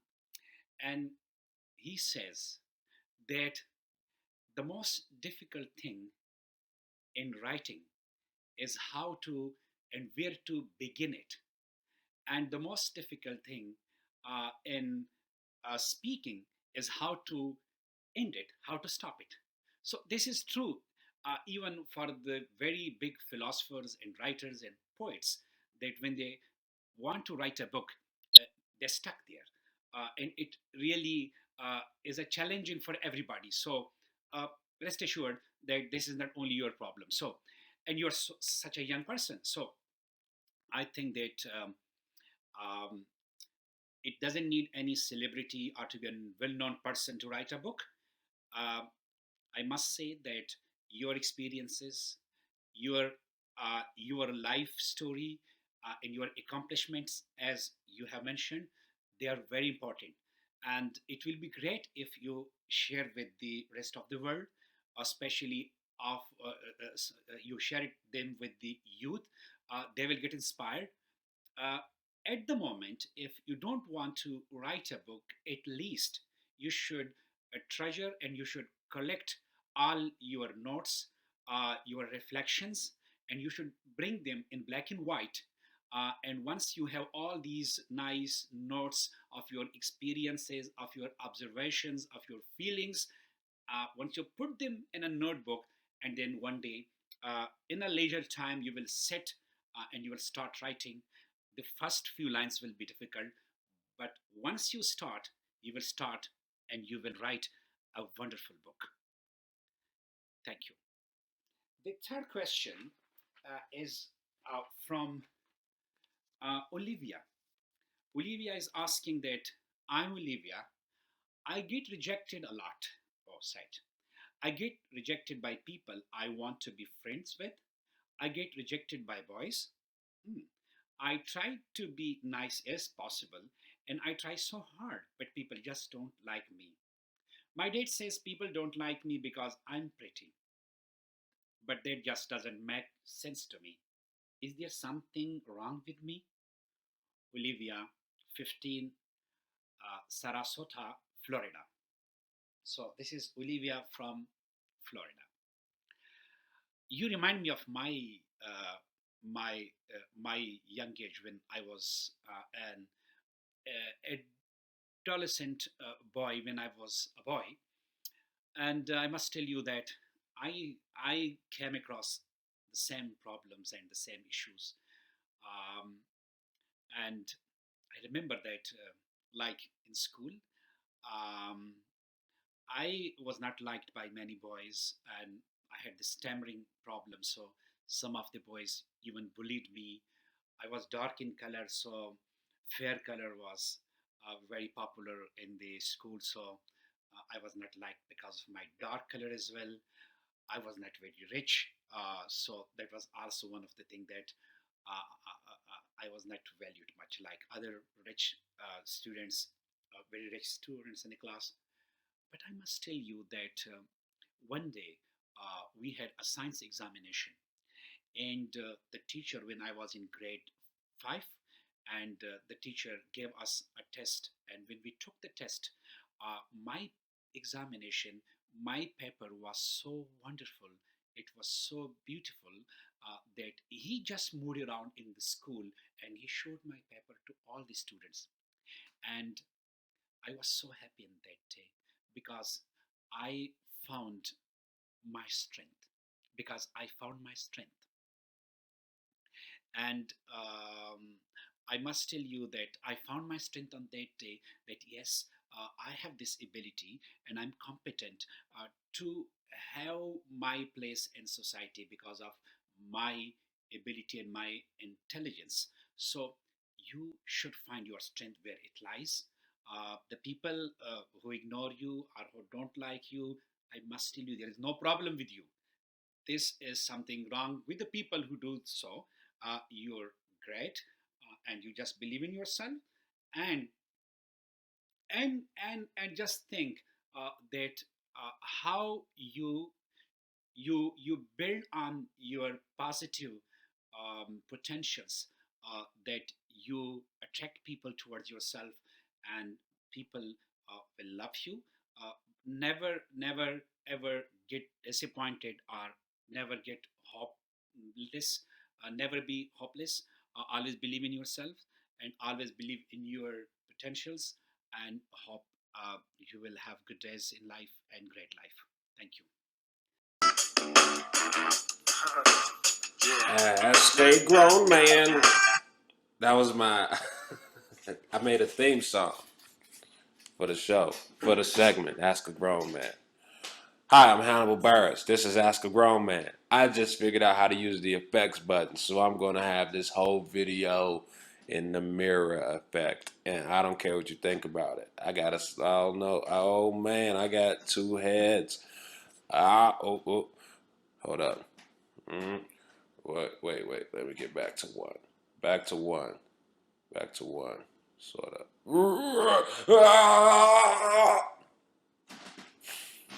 My first question is from Katie.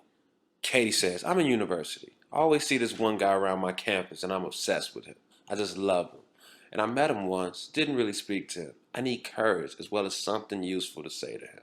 This is because I don't want to look like the insane person that I am. Thanks, friend, Katie.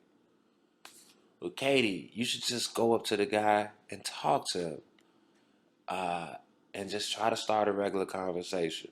And if the conversation doesn't flow, then you shouldn't want to talk to that person ever again. If you can't have just a natural conversation with them. Worst comes to worst, maybe go on that person's Facebook page and see if they have some interest. If they don't have interest, then you shouldn't talk to a person. Because what type of person doesn't have any interest? But maybe use that as a conversation starter. But then they might know that you're on their Facebook page, and they'll feel weird about that. But you say you want to hide the fact that you're an insane person. Listen, if you're insane, that'll come out eventually. People will realize that you're insane. You can't hide that. Just know that. If you're crazy, people will find out that you are crazy. Next question is from Anonymous in Israel. How do you get guys to like you? I've heard everything about how it doesn't matter. Be yourself, you're stronger than that, etc. But teen hormones, as well as a bunch of other stuff, makes that advice sound like a large load of crap. I know it's right, but that doesn't particularly help. Any specific tips? Well, I think the best way to go about it is just to walk up to somebody and say, hey, what's up? And talk with them. And then if it flows, then find other things to do with that person. That's all you gotta do. I mean, I know it sounds tough, and I wish I did it more when I was younger. And even now, sometimes I say I should have just went up to her and said something. But then I didn't. So to answer your question, you just gotta do that. Do it. Just go do it. Go say stuff. If you want to say something, go say it. If it sounds stupid, so what? It doesn't matter. We all die one day. Next question is from Scarlett. Scarlett says, the guy that I like smokes cigarettes, drinks, and gets high. I don't have to do these things, but I think he's a really sweet guy otherwise, and I want to avoid looking like a prude. Can I avoid looking stupid, or should I let him go? Scarlett. Well, if you like this guy, tell him that you're concerned for his health, and you like being around him, but you don't like being around him when he's smoking and drinking and getting high. Don't feel like you're a prude because you don't want to do that stuff. If you don't do that stuff, you don't do it. It doesn't make you a prude. It just means that that's not your thing. If you really like him, then you should stay with him and just tell him how you feel about that. Or if you want to get him to stop doing that stuff, you could try doing crack, and then maybe he could see how crack affects you, and he'll say, you know what, I'm going clean. And then you just stop doing crack and say, haha, I was only doing crack to scare you into stopping what you were doing. And then you win. Last question is, how do I stop my boyfriend from being such a jealous butthole? Okay, first off, from your use of the word butthole, I'm going to guess that you're between 13 and 17 years old. Not that that means anything. But the reason your boyfriend is jealous is because he thinks that he might lose you to another guy. So the way to stop that is to just comfort him and say, hey, I'm not leaving. And stop being jealous. And then, unless you are leaving, then maybe his jealousy is justified. But if you're not leaving, just comfort him and make him feel like everything's okay. Say, hey, I'm yours. We're together. And then he'll say, but what about? And then you say, shut up. And then he'll say, all right. And then he'll go back to playing video games, whatever he was doing. So just make him feel comfortable. All right. That was Ask a Grown Man. This was fun. I hope you enjoyed it. Good night, world, internet. Hello, Rookie Readers. This is Nigel. Hello. I'm Tom. From Atoms for Peace, I suppose. And we're here to answer your questions. The older man, from the older man, because we're old. Grown man. Grown up men. We I'm could 44. How old are you? I'm 42, actually. I know. A couple of years on you, catching up. I don't think it works like that. We can get an old man if we need, if we get stuck. I know an old man. Okay, here's one. How do you tell the boy you have a crush on that you have a crush on him? If you are really, really, really shy, and so is he. This is from Rose, who's 16, from Burlington, Vermont. Well, I mean, I would say, with my 42 years of experience, that You've been doing this since you're a baby. pretty much, that all I would say, my only advice would be to seize an opportunity and not waste time by being shy, because you realise after a while that all that does is doesn't really get you anywhere, actually. No. And the worst thing that can happen in that situation is that you find that maybe you were thinking something was happening which isn't happening, and it's better to know sooner rather than later, because then you can move on and do something else. So seize the day. If you have a crush on him, then you could, if you're really, really, really, really, really shy, which is what I was when I was that age. Also, I was at a boys' school, so it was impossible to meet girls anyway. So different story. It's narrow, yeah, different story mentally. So your window of opportunity is quite narrow. So how about just write him a note? If you can't bear to talk to him, just write him a note, or like, you know, or throw him against the wall sometime. You always got to understand that everything that you feel, they're in an equivalent situation too. So if they're really shy, they're waiting for you to do something, you're waiting for them to do something, and then nothing happens, and you both lose. Yeah, you haven't got anything to lose. You ain't got anything to lose, exactly. Well, by acting. No, you got something to lose by not acting. I think avoid of things, all the things you didn't do, which you could have done, you didn't do, and they sort of add up. So you want to like not reduce those. Very true. It's true, right? Yeah, absolutely. By the time you're 40, you're like, how long is this list? Yeah, exactly. Yeah. Right, dear. next. Oh, that's an optional one, so we'll leave that to the end. Oh, you have to read this one now. Okay. That one? No. Yes. Which would you like? Okay, Emily, who is 14, Hi, Emily. says, what exactly does it feel like when you like someone? There's this boy that I know. I've known him since we were little, but not very well. He just started going to my high school, and when he talks to me, I get a kind of a jolt, like electricity.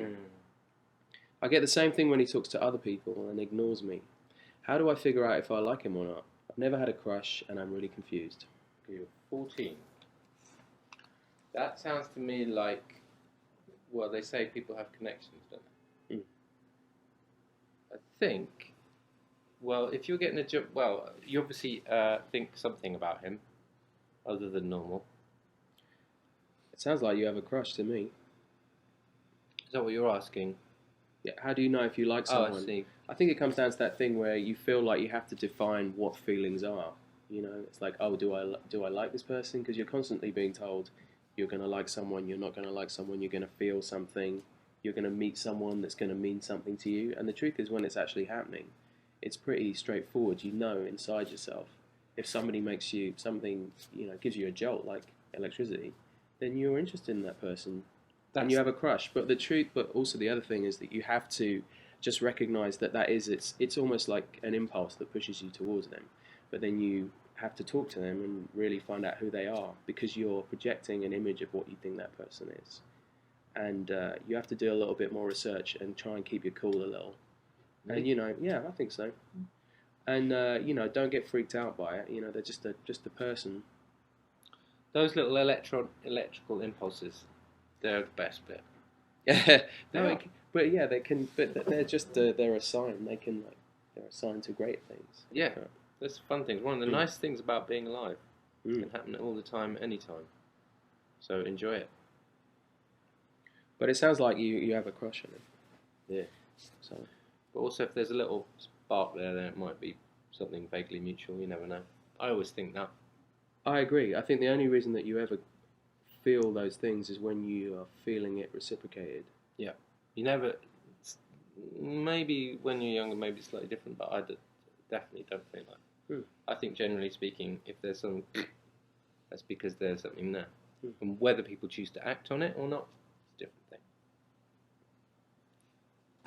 Makes you think, That's doesn't like it? definitely old man talking. Yeah, I know. Yeah. That's what you get when you ask a couple of old men. Yeah. Hang around on the bus long enough, you start to think that. Oh, your turn. Is it okay to break up with someone because they're boring you? From Lauren in Brisbane. Well, that's a difficult one, isn't it? I mean, I think if they're boring you, then you shouldn't. Yeah, of course it's okay to break up with them, but maybe you can sort of not just say, "Hey, you're boring me, so I'm going to break up with you." You can be a little bit more politic about it. I would go with that. Really? Yeah, but unfortunately, shouldn't say that, should I? I suffer. I weep for the poor females that have fallen at your feet. All right, that doesn't mean many. Yes, boring. It depends on how that you're boring. They're boring you, but really, I mean, not particularly. I mean, run away, right? I think. Is it okay to break someone because they're boring you? Yeah, I mean, what does that mean? I mean, if you sit there and they talk to you and they're saying the same thing over and over again, and you feel like your brain's gently pouring out your ears like soup, it's probably time to go. Get the check. But the truth is, of course, that you should have common interest in. You know, you're supposed to enjoy your time in relationships. So if it's not for any reason you're not enjoying it, then it's not working for you. It's, you know, not all people are compatible. It's not a crime, but you shouldn't feel guilty about it. If that's what you do. That's not you. I was a little bit more brutal. Sorry. What? Right, what's next? You're reading. I'm going to. Okay, this is number 4, isn't it? Or maybe. Okay, next question. I'm going to hang out with the guy I like, one-on-one for the first time very soon. What does that mean? I am terrified. We have lots of common interests. I find it hard to speak when I'm nervous, and I know I'm going to be terrified when I'm alone with him, at least at first. I'm afraid he's going to think I'm dumb and or boring because I'm too nervous to open up yet. How can I relax and let the words flow? Any interesting conversation topics? Any recommended brands of deodorant? From E, who's 15, in Oregon. Well, don't worry about the deodorant for starters, unless you want to talk about that. Yeah. I think. Or conversation topics.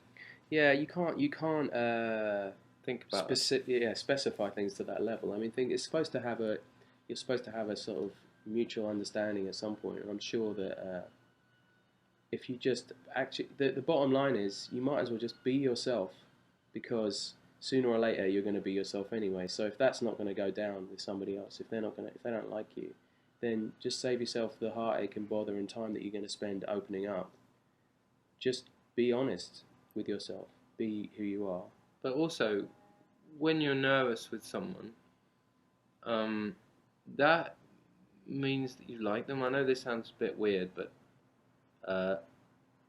often when you hang out properly with someone for the first time, if you're both nervous, if there's this sort of hill you feel like you have to climb in order to relax with them, that's because you both like each other. Or either that, or you're both tied up with ropes or something. Literally. It can be a good thing that you're nervous. It can be a nice thing. It can be that it can be very endearing. It's not necessarily a bad thing. And also, it goes both ways. You know, somebody else who, you know, going back to our last question, somebody you might think is boring may just really like you, and be sort of scared of doing the wrong thing to the point of it kind of paralyzing them slightly. That's true. Yeah, and yeah. I know Drink I'm going in to moderation. No, don't that's do that. Always a good idea. And I'm going to be petrified. She's only 15. Oh, sorry. Really? Yeah, I'm going to be petrified when I'm alone with him. No, you'll be all right. You'll be all right. Don't run away though. That's bad. The thing that you should also keep in mind as well is just like, what is the worst thing that can happen? I mean, the worst thing that can happen is nothing. So you may as well just relax, be yourself. I'm sure you're a lovely person. I'm sure anyone, if you're genuine, then you can make a connection with this person who's probably going through something similar to you. I would have thought so. So, you know. Okay, hard though, isn't it? I remember all that. I remember that feeling so well. I was terrible at that stuff. I found it. I was, well, yeah, really bad. And then I had a lot of catching up to do. My thing was that I could never be that person who made the first. I always had to wait for somebody to sort of do the risky stuff, which is a really. What do you mean, like, you wait for other people to ask you out? Yeah. Really? Mm-hmm. How did that work? Well, eventually it happens. That's because you were a mixed school. Imagine me trying to do that. I wasn't. I went to a boys' school. Did you? Yeah. We had girls' school next door. But they were we terrifying. kind of had that. Yeah, right, yeah, likewise. But they, you know, their way of dealing with it was to be sort of aggressively, like very scary. You know, men. The thing I think the other common misconception is to think that boys are not really sensitive and shy and all that kind of stuff. Because we totally depends who they are. But a lot of when boys are sort of intimidating or boisterous or, you know, behave in a way that makes girls shy, they're just making up for the fact that they're shy underneath it all, you know. And if you keep that in mind, then really, you know, we're all people, you know, we're all the same. Everybody suffers the same. Persistence, that was good. Don't really? Give up. Yeah, follow him around like a nutter. But there was somebody made a really good point here. There's one thing to say. One question is that, you know, she really likes this guy but she doesn't want to turn him off because it's if a boy does that to a girl, it's considered romantic. Yeah. But then if a girl does it to a boy, they're considered like, you know, a bunny boiler. So, you know, just a little bit, you know, it's not a which is very, it's not fair. It's not equal. Anyway. Are we doing this one? Let's do that one first. Yeah. I have. Sure. I've been with my boyfriend for almost 4 years. I lost my virginity to him. I love him very much, and things seem to be going steady with him. Like, I can totally see myself marrying him, but lately I've been wondering how it would feel to have sex with somebody else. And now I can't stop thinking about it and wanting to do it. Does that mean I don't really love him? From somebody called Nina in Mexico. He was 19. Yeah. Does that mean I don't really love him? No, I think that means that you're a human being. Personally. Randy. Horses are randy. Ladies are interested. What is it? You shouldn't feel bad about that at all. Absolutely not. Because if you feel like that now, they're going to carry on feeling like that. So one way or the other, something's going to happen. Well, don't feel bad. Well, don't feel bad about it. Don't feel bad about it. I think you know, you've been with him for 4 years, but you're only 19, and a lot of changes are going to take place as you get older. So don't think that your life will always be fixed like this. It'll move, it'll change. It's all right that it changes. It's all right that you feel different shit. Everybody does.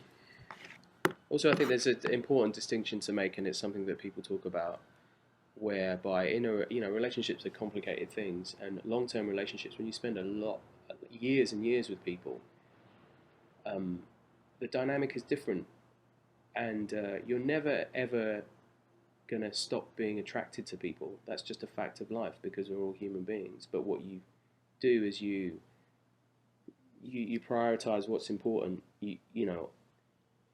Somehow you manage to not sacrifice this thing that's very, very important, which is your stability and the basis of your relationship and all the things that you get from it.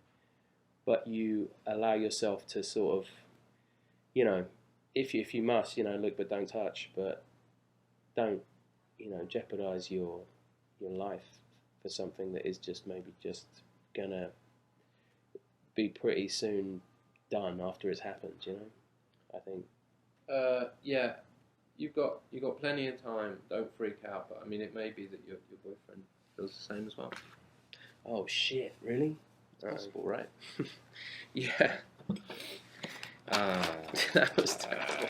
Was I not supposed to say that? No. That's really fine. Everything is fine.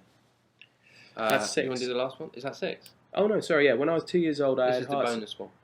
For a bonus question, when I was 2 years old, I had heart surgery. Because of this, I'm left with a foot-long scar down the middle of my chest. I'm worried that guys will find it unattractive, and it's really affecting my confidence. What's your opinion on imperfections like this on women? Just quickly, I want to say I think that they're a wonderful thing.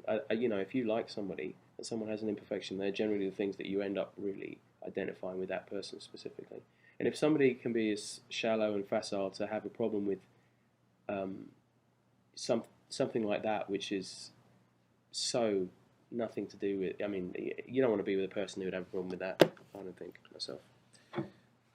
This doesn't work properly. When I was born, I had several operations because I was born with this one completely shut.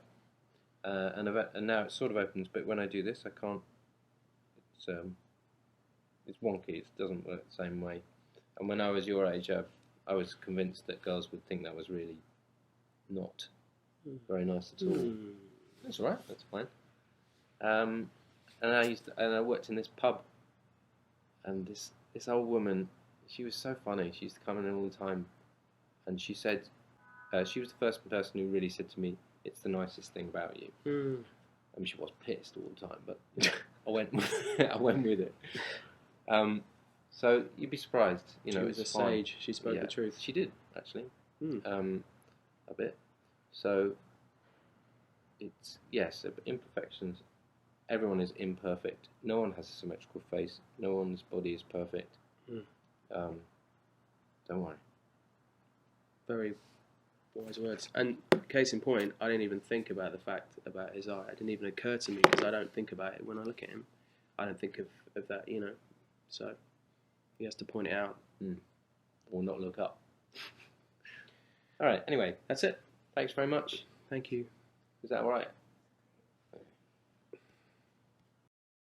Rolling. Okay. Hi, I'm Stephen Colbert, and I am here to do Ask a Grown Man for Rookie. Okay. I'm honored to be considered a grown man. Thank you very much. Let's see. Here's the good stuff. All right, I got 4 questions here. Number 1. This is from Loretta, age 14. I know most men aren't jerks, but when guys, especially teenage guys, do stuff that catcall and make jokes about rape, do they know their behavior is harmful? Is that why they do stuff like that? Or is it because society has taught them to be misogynistic? I think, Loretta, that the reason why boys do this kind of stuff is to get your attention. And no, I don't think they know that it's harmful, because I don't think they mean to be harmful. I just think they desperately want you to pay attention to them.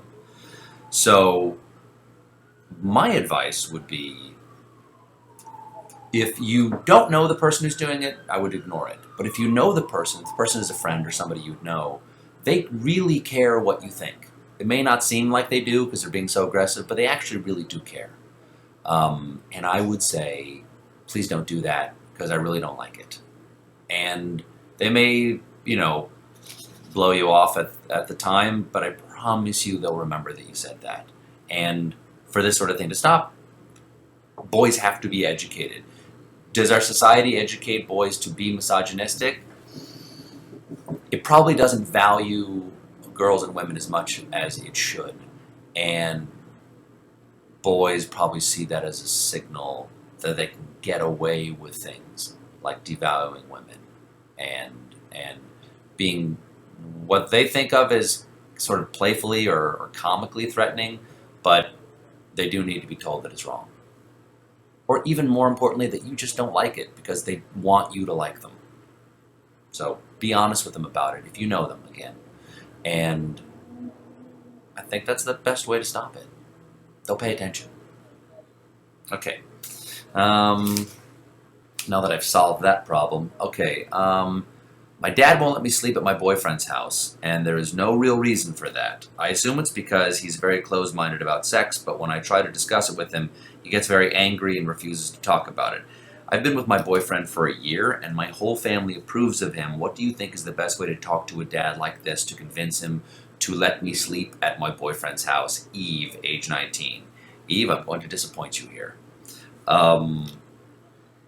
You say there's no real reason that he won't let you sleep at your boyfriend's house. Well, he might have his own reasons. So, give your father that much credit. I don't know your dad. I don't know what his reasons are. One reason could be that while he may not actually be closed-minded about sex, after all, you exist, so he's fairly open-minded about it. But he may think that sex and a relationship aren't the same thing. And he might be someone who's traditional and wants you to have, to be married. Or even be older before he is comfortable with you having a physical relationship with a boy or a girl. When you try to discuss it with him, he gets very angry and refuses to talk about it. Well, maybe he's embarrassed to talk about sex with his daughter because it's a very intimate thing.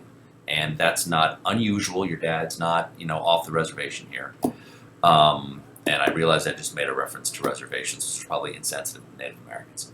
Okay, let's see. I've been with my boyfriend about a year. My whole family approves of him. Approval of a boyfriend is not the same thing as sort of giving you carte blanche in terms of approving a sexual relationship with him. So they can still be nice and still like him, but they're not always the same thing. Don't have to be the same thing.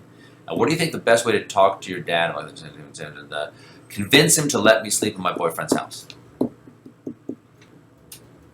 I don't know. I don't know, how to talk to your dad about this. I would just ask this. Why do you care what your dad thinks? Because you seem to care. Is it because you think he's got your best interest at heart and that he loves you? If that's the case, maybe don't try to convince him otherwise. Maybe there's some advice your father could give you in this regard that would be valuable to you, and convincing him otherwise isn't in your best interest. Again, I don't know what your dad's reasons are. But you're 19, you're legally an adult. Why are you still living at home? If you don't feel like you're ready to be out on your own, maybe you're not ready to be out on your own. But you certainly have the right to be, and I'm not telling you to move out. I'm just saying, if there's a reason why you're still living at home and you feel like you still need your parents' help, it might be sort of an act of humility to say, if I need their help in ways that are both financially in terms of security, maybe it's not too much to ask to also accept their help in terms of relationship advice. And I'm sure that answer did not go over great with everyone, but what do you want? So there's this boy. Here's the next. Let's see. There's this boy. He's kind of mean to me and he lies to me a lot. But then other times he's a really great guy. He says he likes me and he treats me really well. How do you think I should proceed in this relationship? Charlie, 17, Tallahassee, Florida. Well, there's a little contradiction in here. You say that he likes me and treats me well, but you also say he's kind of mean to me and he lies to me a lot. You led with mean to me and lies to me a lot. And then maybe you felt bad about saying that, so you said he says he likes me and treats me really well.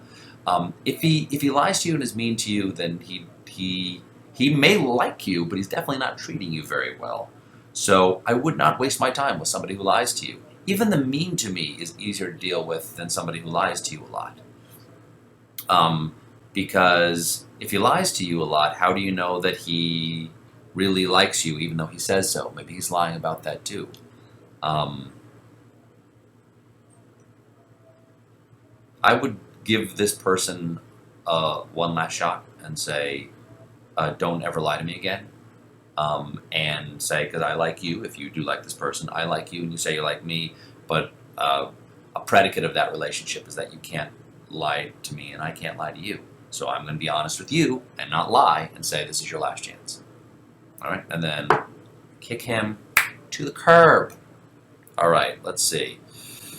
I would really like to know all the ways in which you can tell when a person likes you. Girls, boys, grown-ups, everyone. Love and cookies, Maria, 19, Mexico City. Maria, gracias por amor, and however you say cookies in Spanish.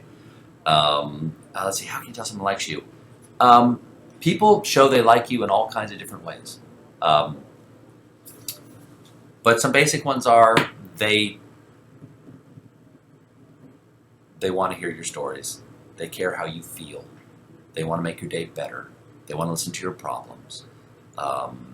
They reach out to you. Everybody wants to be loved. Everybody wants to have people pay attention to them. But if somebody goes to the effort to call you, reach out to you, write you, pay attention to you at a party, come over and talk to you, smile when they see you, ask you your problems, those are good signs that they like you because they're making the effort to not be so self-centered that they want you to do that for them. If somebody's giving you the gift of attention and wanting to know about your day and your problems, then they probably like you. If someone, if your happiness is more important than their happiness, or if they first are concerned about what's going on in your life instead of their life, that's a really good sign.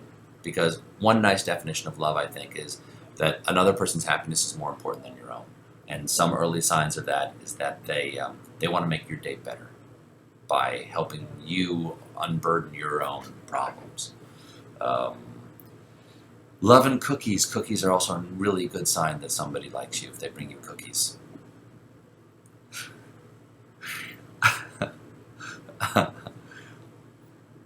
The problem is sometimes people might be mean to you, or pick on you to show that they like you, because they're afraid that you don't like them. And so they might be mean first, just to get your attention. But if someone is just paying attention to you over and over again, it probably means they like you. Because if someone really doesn't like you, they mostly ignore you. I know that's kind of a vague answer, but there are just so many different ways that affection is expressed. That's it. Those are the 4 questions. I hope these were not completely confusing. And thanks to everybody at Rookie for asking me to do this. This was fun. Thanks. Hey there, all you Rookie Mag readers. This is Paul Rudd, and I'm on this month's segment, Ask a Grown Man. So, thank you. Question number 1 comes from Ana in Santiago, Chile, the capital of Chile. Hi, I just want to know why, twice capitalized, why are boys, she writes, so obsessed with boobs? Freudian slip? It's a good question, and I'm sure that there's some kind of biological explanation, such as sustenance, and when we were babies, this is how, breast milk is what kept us alive. There's also the thing of we don't have them, so they're just interesting. But I don't know the real reasons. Maybe it's a combination of those two, and then a third. maybe just because they're awesome. Number 2, at what age do you think boys turn into men so they aren't as immature? Asks Abigail from Seattle, Washington. This is a loaded question, and I don't think an easily answered one. I don't think there actually is an age.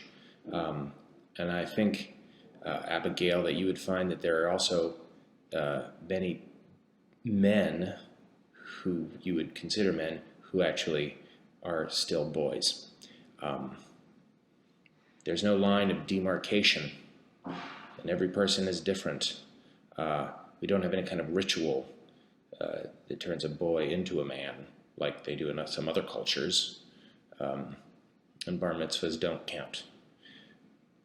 But I think that that it's getting longer and longer, the line. You just gotta hope for the right one. Number 3, do you think girls and guys can really be just friends? Asks Jane. And I do, Jane, I really do.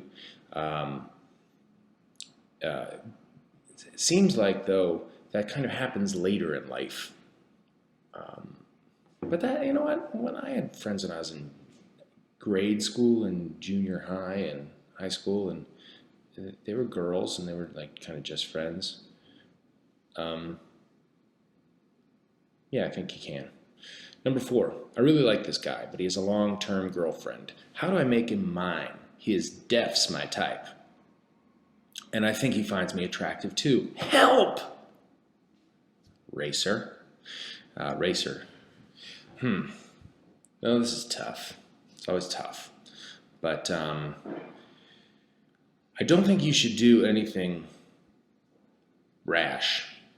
Or don't worry about speed, Racer. That sucked. You know, if you want, if it's meant to be, which I don't know, meant to be, but if you like him and he likes you, then you don't want to mess with his relationship, because then you'll just go into one with him and it might be a little, you know, not good. You know, it's just be nice, be his friend, and then kind of, I should have had more coffee. But you know what I'm saying. You don't mess with something so that, you know, it can come back to you. That just is way too all about Eve. Number 5, is matching underwear a necessity? Asks Abby. I always wear it. No. Not always. I sometimes wear it.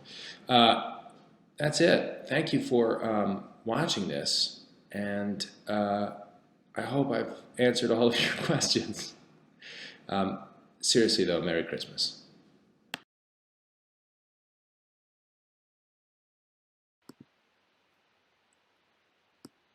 Hey, rookie readers, viewers, visitors. I'm Mike Birbiglia, and I'm doing this week's Grown Man, Ask a Grown Man segment, and we'll see how this goes. The first question is from Tessa, age 16 in Los Angeles, which is where I am right now. This is my hotel room. I'm just here. There's a stack of pillows, which is what everybody needs in a hotel. There's some kind of bench over there in the corner, and there's a little 360 pan. I'm in Los Angeles. I'm getting ready to. I'm going on talk shows and talking about my new movie, Sleepwalk with Me, and so that's where I am, Tessa. I may be near where you are. Your question is, how do you recover from a broken heart? I just can't see how I can feel okay about having less love in my life. It's a really good question. You know, when I was, when I was 22 or 23, I had a really hard breakup with my college sweetheart, whom we had been together for a long time. We've been together for probably about 5 years. our families were friends, and we were really close friends. We were best friends. It was very, very hard. But I have to say, like, being with someone is great, but also being alone is great, because you can discover things about yourself that you just didn't know were true. You can discover things about yourself that you actually feel good about, and you can make discoveries. Like in my life, I started writing a one-man show, and I started, you know, traveling more, and I just started just understanding myself in a different way. Like, I feel like people are afraid sometimes of being alone, but in fact, like, being alone can be one of the best things that you can do. So for yourself. The next question is from Anna, and the question is, do boys like high-waisted jeans? I consider myself a boy in some ways, though I'm also a grown man. I don't know what high-waisted jeans are. I'm going to be really straight with you, Anna. I don't know. I don't know what high-waisted jeans are. So, I don't think so. Point is, I don't know what high-waisted jeans are. The next question is from Anonymous. Fine. I'm 16 and I've never been kissed. When guys ask me about this, should I tell them the truth or make something up or be basic and vague? I feel like I was a late bloomer in a lot of ways. I was very worried when I found out that people were kissing. Like, it started where I grew up in Massachusetts. People started sort of making out with each other in 7th grade and 8th grade, 9th grade. And I was shocked by this. I was like, people we know are making out with other people we know? But how? You know, it just seemed like this alien ritual where these two aliens kind of attach orifices all of a sudden. And I was just like, I am not doing that. And collectively, all the girls in my class were like, that is fine. You're not kissed. So it was not as much of an option for me. Yeah, I wouldn't sweat that too much. There's a lot of time in your life to do a lot of things. I feel like the older I get, the more I realize that they're actually, that the more you take your time and let things happen at the rate that they happen, the more organic that experience can be, and the more right it can be for you. So I would, in terms of whether or not you should tell people, I would just tell them the truth.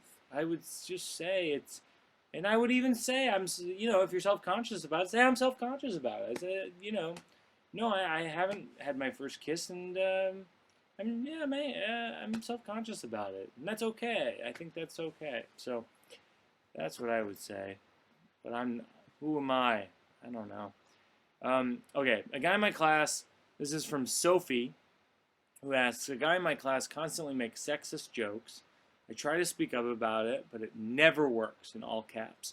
Should I waste my time and effort on this person, or should I continue to stand up for what I think, or should I see these comments as harmless jokes, nothing more?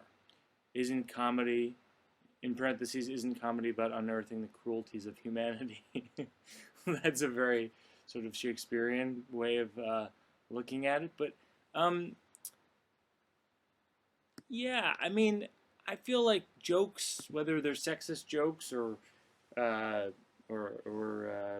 offensive jokes in a variety of ways, often it's just like a defense mechanism that people have. They're just making jokes because they don't know how to talk about the subject that they're talking about in a meaningful and connecting way, and so they kind of circumvent that by making jokes about it. And I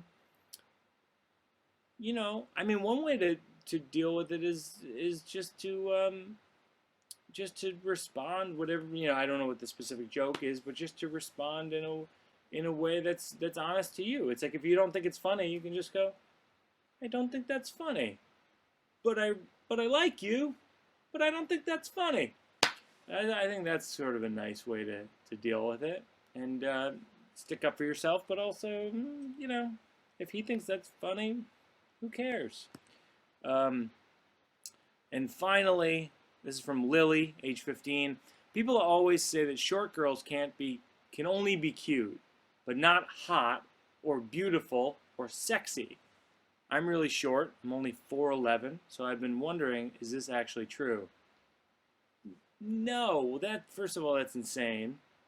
My wife is probably about, she's on the shorter side of short or tall. I'm getting in trouble as we speak. But she is cute and hot and beautiful and sexy. And all of those words are wildly subjective. They are wildly subjective, and people, and you'll find this, I think, as you get older, Lily, is that people are attracted to what they're attracted to, and it's some people are attracted to short people and tall people and funny people or unfunny people or people who are athletic or people who are not athletic and they love books or people who love comic books or people who are just they like to wear Halloween costumes year round. There's really no one thing that is hot or beautiful or sexy or cute. That is just a myth, and you should just keep doing what you're doing. Thanks for watching. This is the Ask a Grown Man segment on Rookie. Hello, Tavi. Hello, Anahid. Hello, everyone at Rookie. And thanks for having me, and I'll see you soon.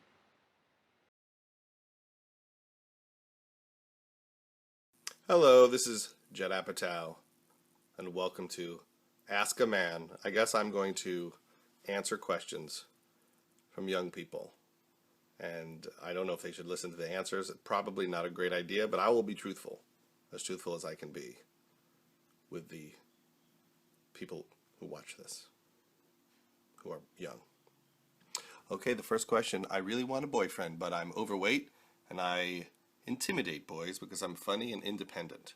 I feel like the only way I could get a boyfriend is by losing weight and or changing my personality and or lowering my standards. Should I change myself or do I have to wait till I'm out of high school to find someone? You know, that is a very, very good question. Well, here's the thing. You should never change yourself under any circumstances because you know what? You'll always be you, but you'll be you acting crazy, trying to act like somebody else. So that's not going to work. You know, there's a song that they used to play when I was a kid during cartoon hour. It went like this. The most important person in the world is you. It's you and you hardly even know you. Most important person in the world is you. It's you. Come on, we'll show you. Try to learn more about the things you see and feel because the most important person in the world is you. Okay, I might have gotten the things you see and do. I don't know. I got it wrong at the end, but that's basically the song. So don't change yourself. You're perfect the way you are. In terms of lowering standards, here's what I've learned in my life. Raise the standards. Cool people will like you for who you are. So always raise the standards. The biggest lesson I ever learned is that I'm supposed to like them. It's not just about finding people who like me. In terms of weight loss, something I'm working on right now, it is always good to be healthy. So whatever weight your doctor says you should be at, hit that. But not to make people like you just because you want to live for a very long time. Unless you don't want to live for a long time. Well, then you have another option there. Then I think it's all about the ice cream. Question 2. I'm best friends with this guy and we've been flirting with each other for a while. Now I want to kiss him. The problem is I've never kissed anyone. How do I kiss a guy? I don't know the answer to that question, how to kiss a guy. I think you might be asking the wrong person. I think you just do it, and then it might be in your genes, like your genetic code. It just knows how to do it. So maybe trust evolution. Number 3, do boys gossip? And if they do, when and how? Sincerely, Lisa and Maddie. Oh, by the way, the previous one was by Coco. Well, yes, guys definitely gossip. They blab as much as anybody else. When do they do it? I don't know, in the middle of a handball game, late at night, while roughhousing. I don't know when they do it, but they talk.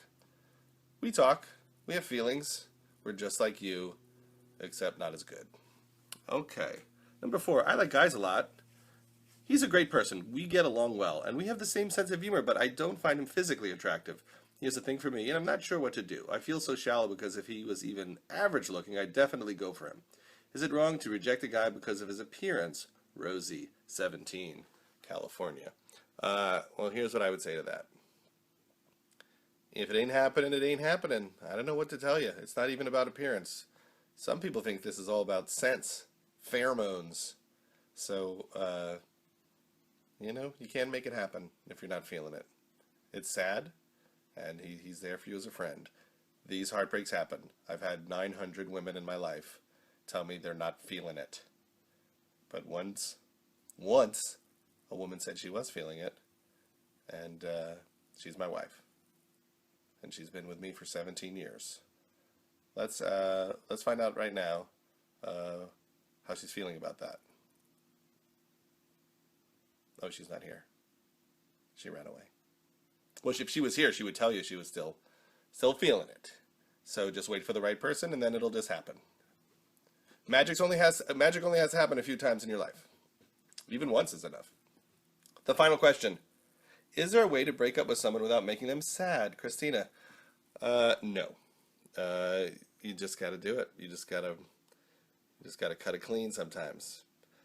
It's okay though, because it doesn't. If it's not working for both people, it's not working. That's just what it is. You're not doing anyone any favors by making it last too long when you're not into it. So you just got to do it and let the chips fall where they may. I was not a person who was good at breaking up with people. I would ride it out as long as possible until they hated me and they ran away. I never broke up with them, even when I wanted to. I just couldn't believe that they were there, and I rode it into the ditch, and it wasn't a good idea. It's better to end it if it's not working. They'll get over it. They always do. Okay, Christina, that's my answers for Ask a Man. I don't know if I even can be considered a man. It's borderline. I hope I was helpful. I know I was honest. I know I didn't shave for this. I don't look my best. I know this is my office and you're all wondering what those books are behind me. Just know I haven't read any of them. Good luck, everybody. Work hard. Hey guys, hey fans of Rookie Mag. This is Jimmy Fallon. I'm doing this Ask a Grown Man bit that you guys do on your website, which I love. And I am a grown man.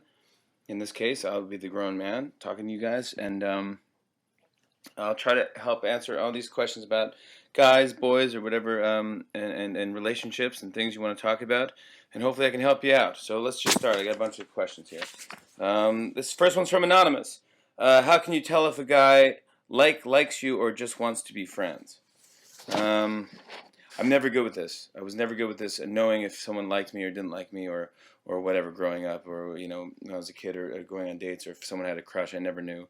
In fact, I remember one time, this is even after college, I asked a girl back to my apartment to play Mario Kart, and that's really just what I wanted to do. I just wanted to play Mario Kart, and she took it like we should go out or something, and I was like, no, so I'm just awful at sending signals. But I would say the one thing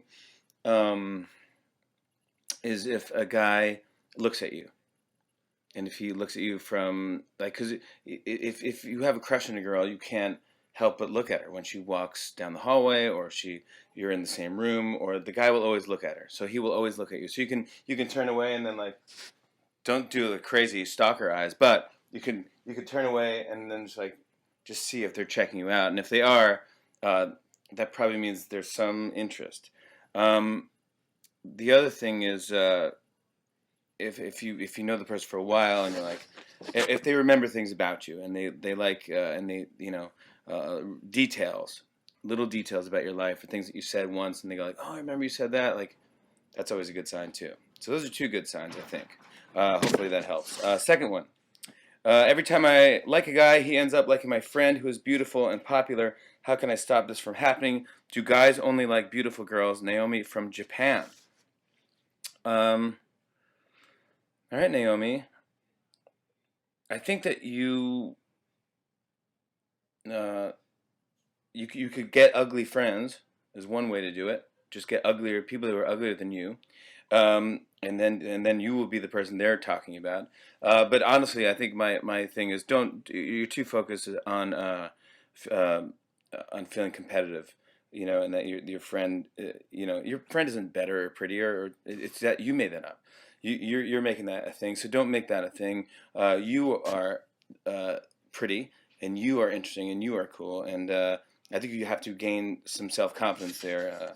And whenever you feel insecure, like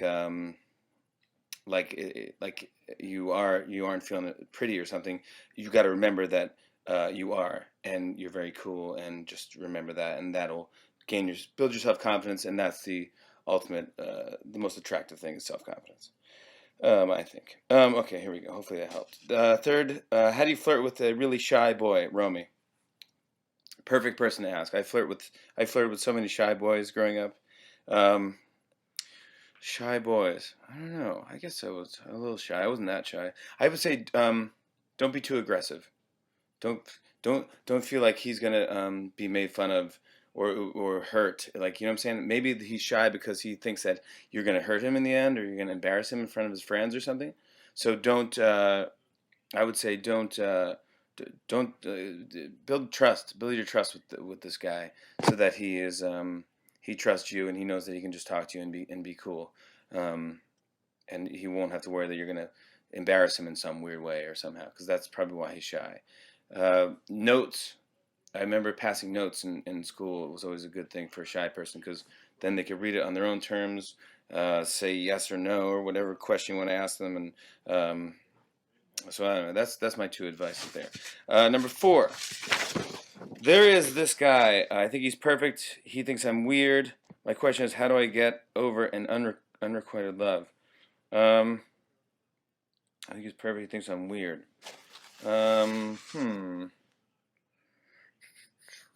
I don't know if I can answer that one. That one's I'm not good at. He thinks I'm weird. My question, how do you go over unrequited love? I think he'll get to know you. Just you have to get to know him. That's yeah. I'm sorry. I'm gonna skip that one. I can pass on some of these, right? Number 5. I love my boyfriend. I really do. It kind of snuck up on me one morning when I found myself watching him sleeping, and wanted to scream it like, "Hey, dude, I love you, okay?" But he was sleeping, and even if he wasn't, I couldn't. He always tells me when we're staring at each other in bed, "I like you a lot," with that heavy pause and everything.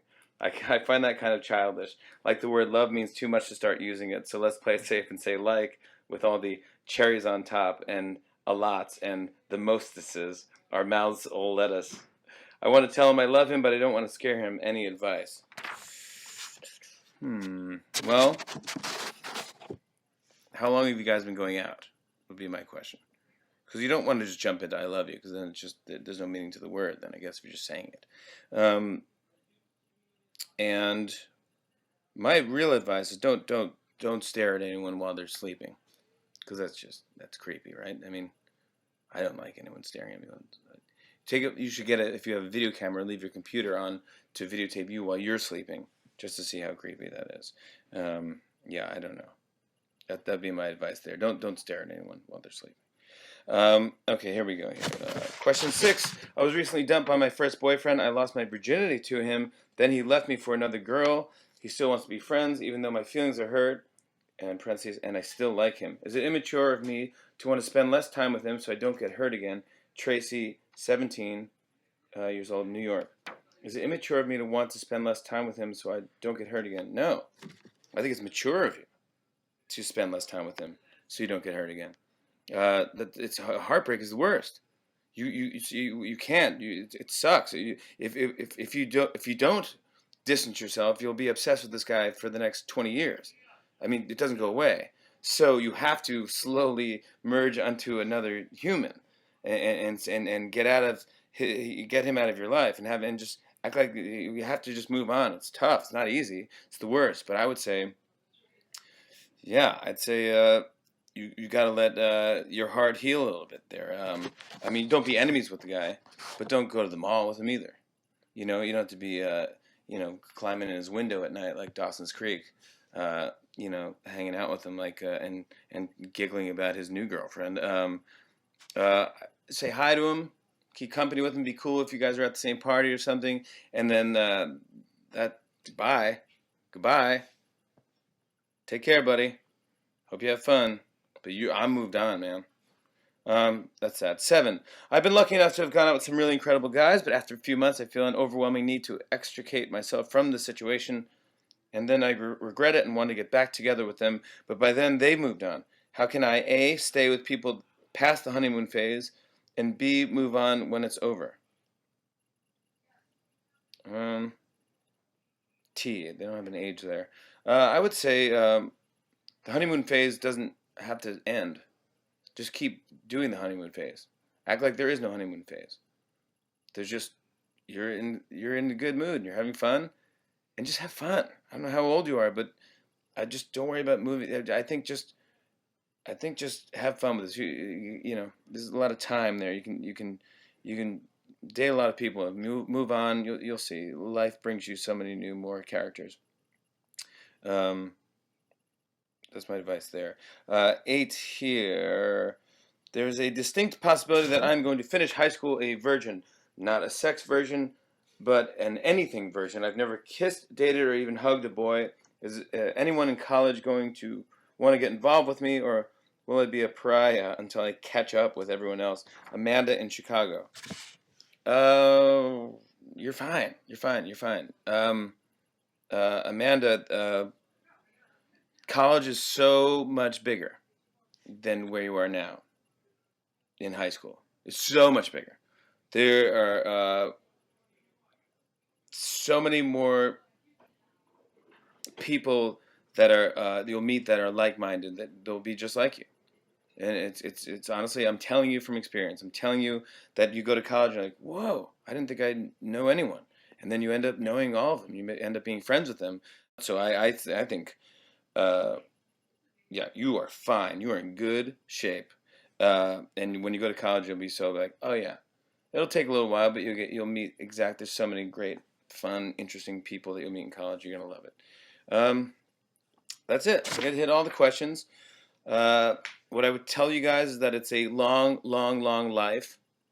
It's very long, and you have a lot of time to figure it all out. So don't let anything stress you out, and try to enjoy every moment, even the crazy stuff, even the breakups, even the stuff you don't understand is confusing. Laugh at it and go like, oh my gosh, this one hurts. This one, or this is confusing. I don't know what's going on. And I hopefully answered some of these questions.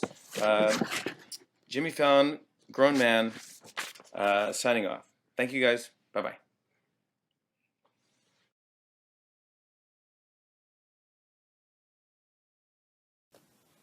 Hi, my name is John Hamm, and this is Ask a Grown Man. I've got some questions from the group out there. I'm going to read these off the phone, so I hope that's not offensive to anybody. This is from Brittany, who is age 16-ish. Come on, Brittany. Come down one side or the other. Tell us how old you are. Seriously, commit. It says, one day a guy wanted to get with me, and the next day he already changed his mind. What do I do with this flip-flopper? Brittany, you're 16-ish, so I'm assuming he's around the same age. Give the guy a break. Maybe you change his mind. Maybe you change your mind. The world's your oyster. You'll be just fine. There's a lot out there. If the guy doesn't want to get with you, don't sweat it. There's a lot of guys out there. And don't define yourself by who wants to get with you. I'm sure you're a lovely person, Brittany. Enjoy that. Number 2, do guys care about a girl's style? When girls are really stylish and take risks, does it freak them out? Is it the girl next door look what guys feel most comfortable around? That is from L, the letter L, not E-L-L-E. And I don't know how old L is. Do guys care? Guys have opinions, like anybody. L, but I think that you should dress and have your own style. This should be your own thing. Dress how you feel comfortable and what you feel is your own particular style, what you like, and then you'll find hopefully a guy who likes what you like, and then you're halfway there. You know what I mean? So don't go around trying to please guys. It's impossible. It's like going around trying to please girls. You'll never do it. Number 3, is it gross if a girl accidentally farts in front of her significant other? Should she feel embarrassed? This is from Anonymous, believe it or not. I was under the impression that girls never farted.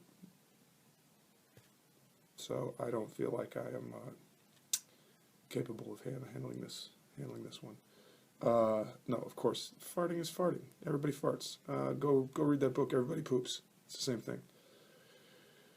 Number 4, I'm 16 and I've been dating my first boyfriend for 3 weeks. The problem is that I want to do stuff, but he doesn't want to, even though he's a year older than me. He says we should get to know each other better first. I don't see why it's such a big deal. What is he afraid of? All right, S. I'm going to have to know what this stuff is. If it's making out, then he should want to do that. It's super fun. If it's having sex, that has other things to deal with. So he's probably right in saying, like, slow your roll. So I don't feel quite qualified to answer that, but use your best judgment or talk to somebody that has better judgment. Number 5, do guys get full-on tingly stomach feeling nervous obsessive crushes? This is from Anonymous. I really wish you should have put your name on this one, Anonymous. Do guys get the crushes that I'm assuming Anonymous, who is a girl, gets? The answer is quite simply, absolutely, of course. Because we're human beings, and we get nervous and we like girls, and that's how it works. So there. Those have been my 5 questions. I hope I've been helpful. I'm 41 years old. Doesn't mean you have to pay attention to me, but it's, probably in your best interest. Okay. You're probably all too young to watch Mad Men, so I don't know. Enjoy the Hunger Games.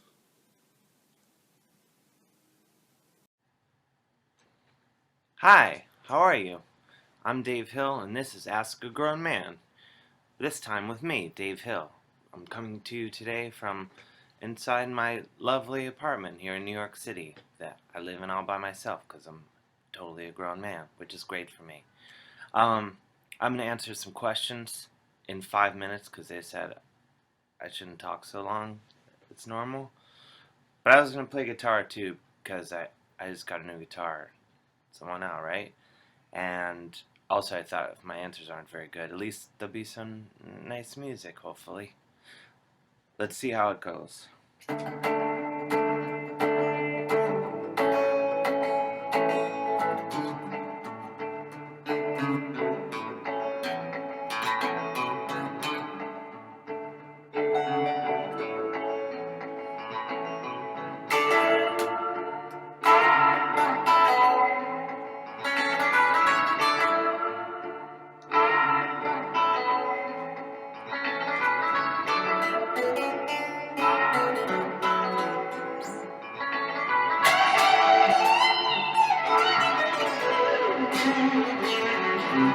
Alright, I better start answering questions. I'm gonna turn the music down a little. I've already used up 1.5 minutes of my time. I can't believe this. I'm such an idiot. The music's too loud, probably. Alright, first question. How do guys feel? Do they feel emotion in the same way that girls do? They definitely don't express emotion in the same way. Parentheses. For reference on how girls feel, just read Rookie. Thanks. Talia. So that was Talia's question. I just read it on my computer. I think guys. I think guys feel the same way that girls do. They just have a hard time expressing it, because guys, and I think I can speak for all guys on this one, we're taught, we're raised to keep it inside, to hide our feelings, to never cry. Because it's not considered manly or something. it's not considered cool to talk about how you feel or whatever. But men, boys, guys, they feel the same way. They get happy, sad, excited, emotional, anxious, crazy. And hopefully they'll grow up and express themselves properly and catch up with all you lovely young ladies who aren't afraid to show how you feel. But anyway, if guys tell you that they don't have emotions, they're lying to you. Alright, I'll go to the next question. I don't know if this playing guitar was such a good idea. Selfish of me is what it was. That's another thing about guys, they're very selfish. Oh, guys. Number 2, I'm a girl who likes boys, but apparently I act and dress like I like girls. So the boys I like never know that I like them. How can I be outspoken, confident? How can I be my outspoken, confident self while trying to be flirty and stop giving off the impression that I'm a lesbian? Parentheses, at least to the boys I like. Signed anonymous. Well, I would say, whenever you talk to a guy that you like, you should end the statement, like say you say, "Hey, Gary, you want to go get some lunch?" And then you throw in a wink like that. Or like that, and he'll maybe be like, "Well, something else is going on here, isn't it?" Or you could say like, if Gary, no, let's make Travis, he's like another guy in your school or something, he's like, Travis is like, "Oh, I'm so hungry, I want to get a sandwich." You could say, "Well, as a completely heterosexual young lady who's interested in men, I can relate to what you're saying, Travis." I don't know, that seems a little over the top. You seem awesome, Anonymous. I don't think you should make any concession to, be like, "Oh, like, what do you want to put on a pink dress and lipstick and not be yourself?" You should totally be yourself. And when the right guy comes along, you won't need to say or do anything to let you know that you like him or he likes you. It's just gonna be like, or something. I don't know. Just keep being your sweet, awesome self. It's all gonna work out. Number 3. I have 4 questions. I'm almost done. Calm down. I'm 15 and I've been casually dating a good friend of mine for about half a year. About once a month or so, we'll hang out and walk around and go to the movies and make out. Parentheses, and sometimes do other things. And we hold hands, and I always have a great time because we know each other so well and he's so nice and funny. So, the problem is, I think I want to start seriously dating him, but I don't know how. Should I tell him or ask him? I think I'm in love with him, and I know that sounds stupid coming from a 15-year-old, but I'm tired of dating other people and nothing makes me happier than being with him. How do I get out of this quote-unquote friends with benefit rut? Signed Anonymous. Well, first of all, it doesn't sound stupid coming from a 15-year-old. You're totally a real person. If you were like 2 years old and said that, it might sound stupid. But it would be impressive, because imagine if a 2-year-old said all that. It'd be on the talk show circuit. But anyway, I think that you should tell your friend with benefits or ask him, say like, "Hey, I'm 15 years old. Yeah, I get it. But I'm totally awesome. At least I, Dave Hill, can tell you're awesome by your letter, and you're totally mature, and I think you should have yourself a nice relationship. And I bet there's tons of guys that would like to have a lovely relationship with you, and hopefully this guy is just shy and afraid or something. Maybe he doesn't want to tell you how he feels, because, I don't know. Guys are dopes, is the problem. But you should talk to him, and if he doesn't go for it, be like, "Alright, guess we're just friends without benefits now, buddy." See how he reacts to that. And maybe he'll come around, Or maybe not. But one thing I know is you're gonna totally have a super awesome boyfriend. Maybe be this guy or another guy. But just based on your letter, I can totally tell that you deserve good things and you will get them. Last question. Number 4. What do people do on dates? Melanie. Signed Melanie. What do people do on dates? They eat pizza mostly. Sometimes you can see a movie, but why would you go see a movie on a date if the idea is like getting to know each other? How are you getting to know each other when you're just sitting there? I'd say maybe like second or third date, go see a movie. But I think people who go see movies on dates are just afraid to talk to each other. And I think that's what a date is all about. Talking to someone and be like, oh, hello, tell me of your interests. Can I cut you another slice of pizza? The truth is I haven't been on a lot of dates. Which is not because I'm not a total catch. I mean, I am. Come on. But usually I just meet ladies in a social setting with chit-chat and whatnot, and then we kind of find ourselves, by the time we actually do go on a date, it kind of already feels like the second or third or 10th or 40th date. Also, I'm terrified of people. I don't know what I would do on a date. I'd probably be scared. I do like pizza, though. Maybe I'll give it a try someday. Anyway, you can do whatever you want on your date. You don't even have to get pizza. You could get hot dogs, Italian food. Don't get Indian food. Just, you might need a restroom. Spicy. Oh gosh, I've gone on a talk so long again. I'm gonna stop.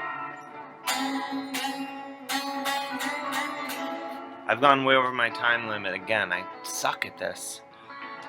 Oh look, so embarrassing. It's a copy of my book that's coming out, Tasteful Nudes. Can't believe I left it here. It comes out May 22nd. Why would I have it sitting on my desk? Oh, I feel so stupid. Okay, thanks. I had a nice time. Rookie rules, and so does anyone who reads it. Bye. Hitting stop now.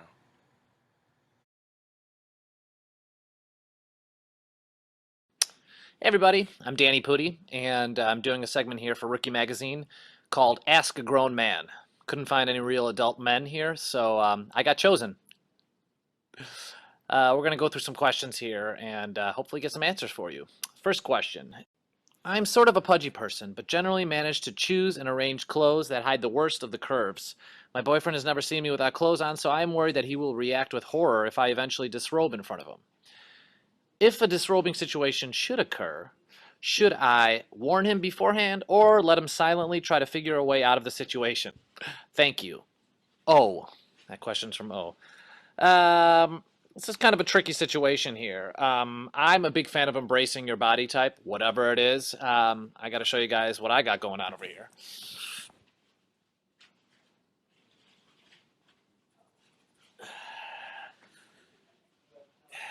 You know, you got what you got, so embrace it. I think we're all unique, and we got different talents and skill sets. I have, for instance, abnormally large irises and abnormally small calf muscles. So I think it's okay to embrace what you got, and hopefully your boyfriend's comfortable with that.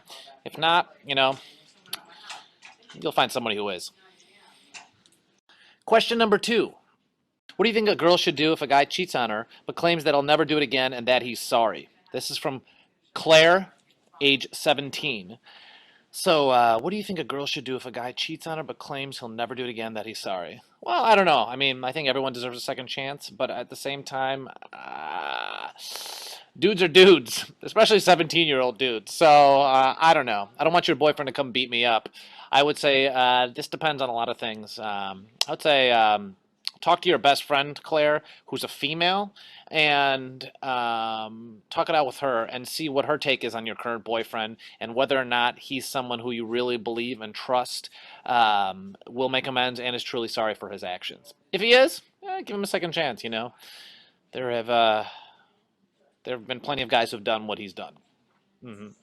But at the same time, be prepared for him to do it again. Sorry, it's the truth. Question number 3.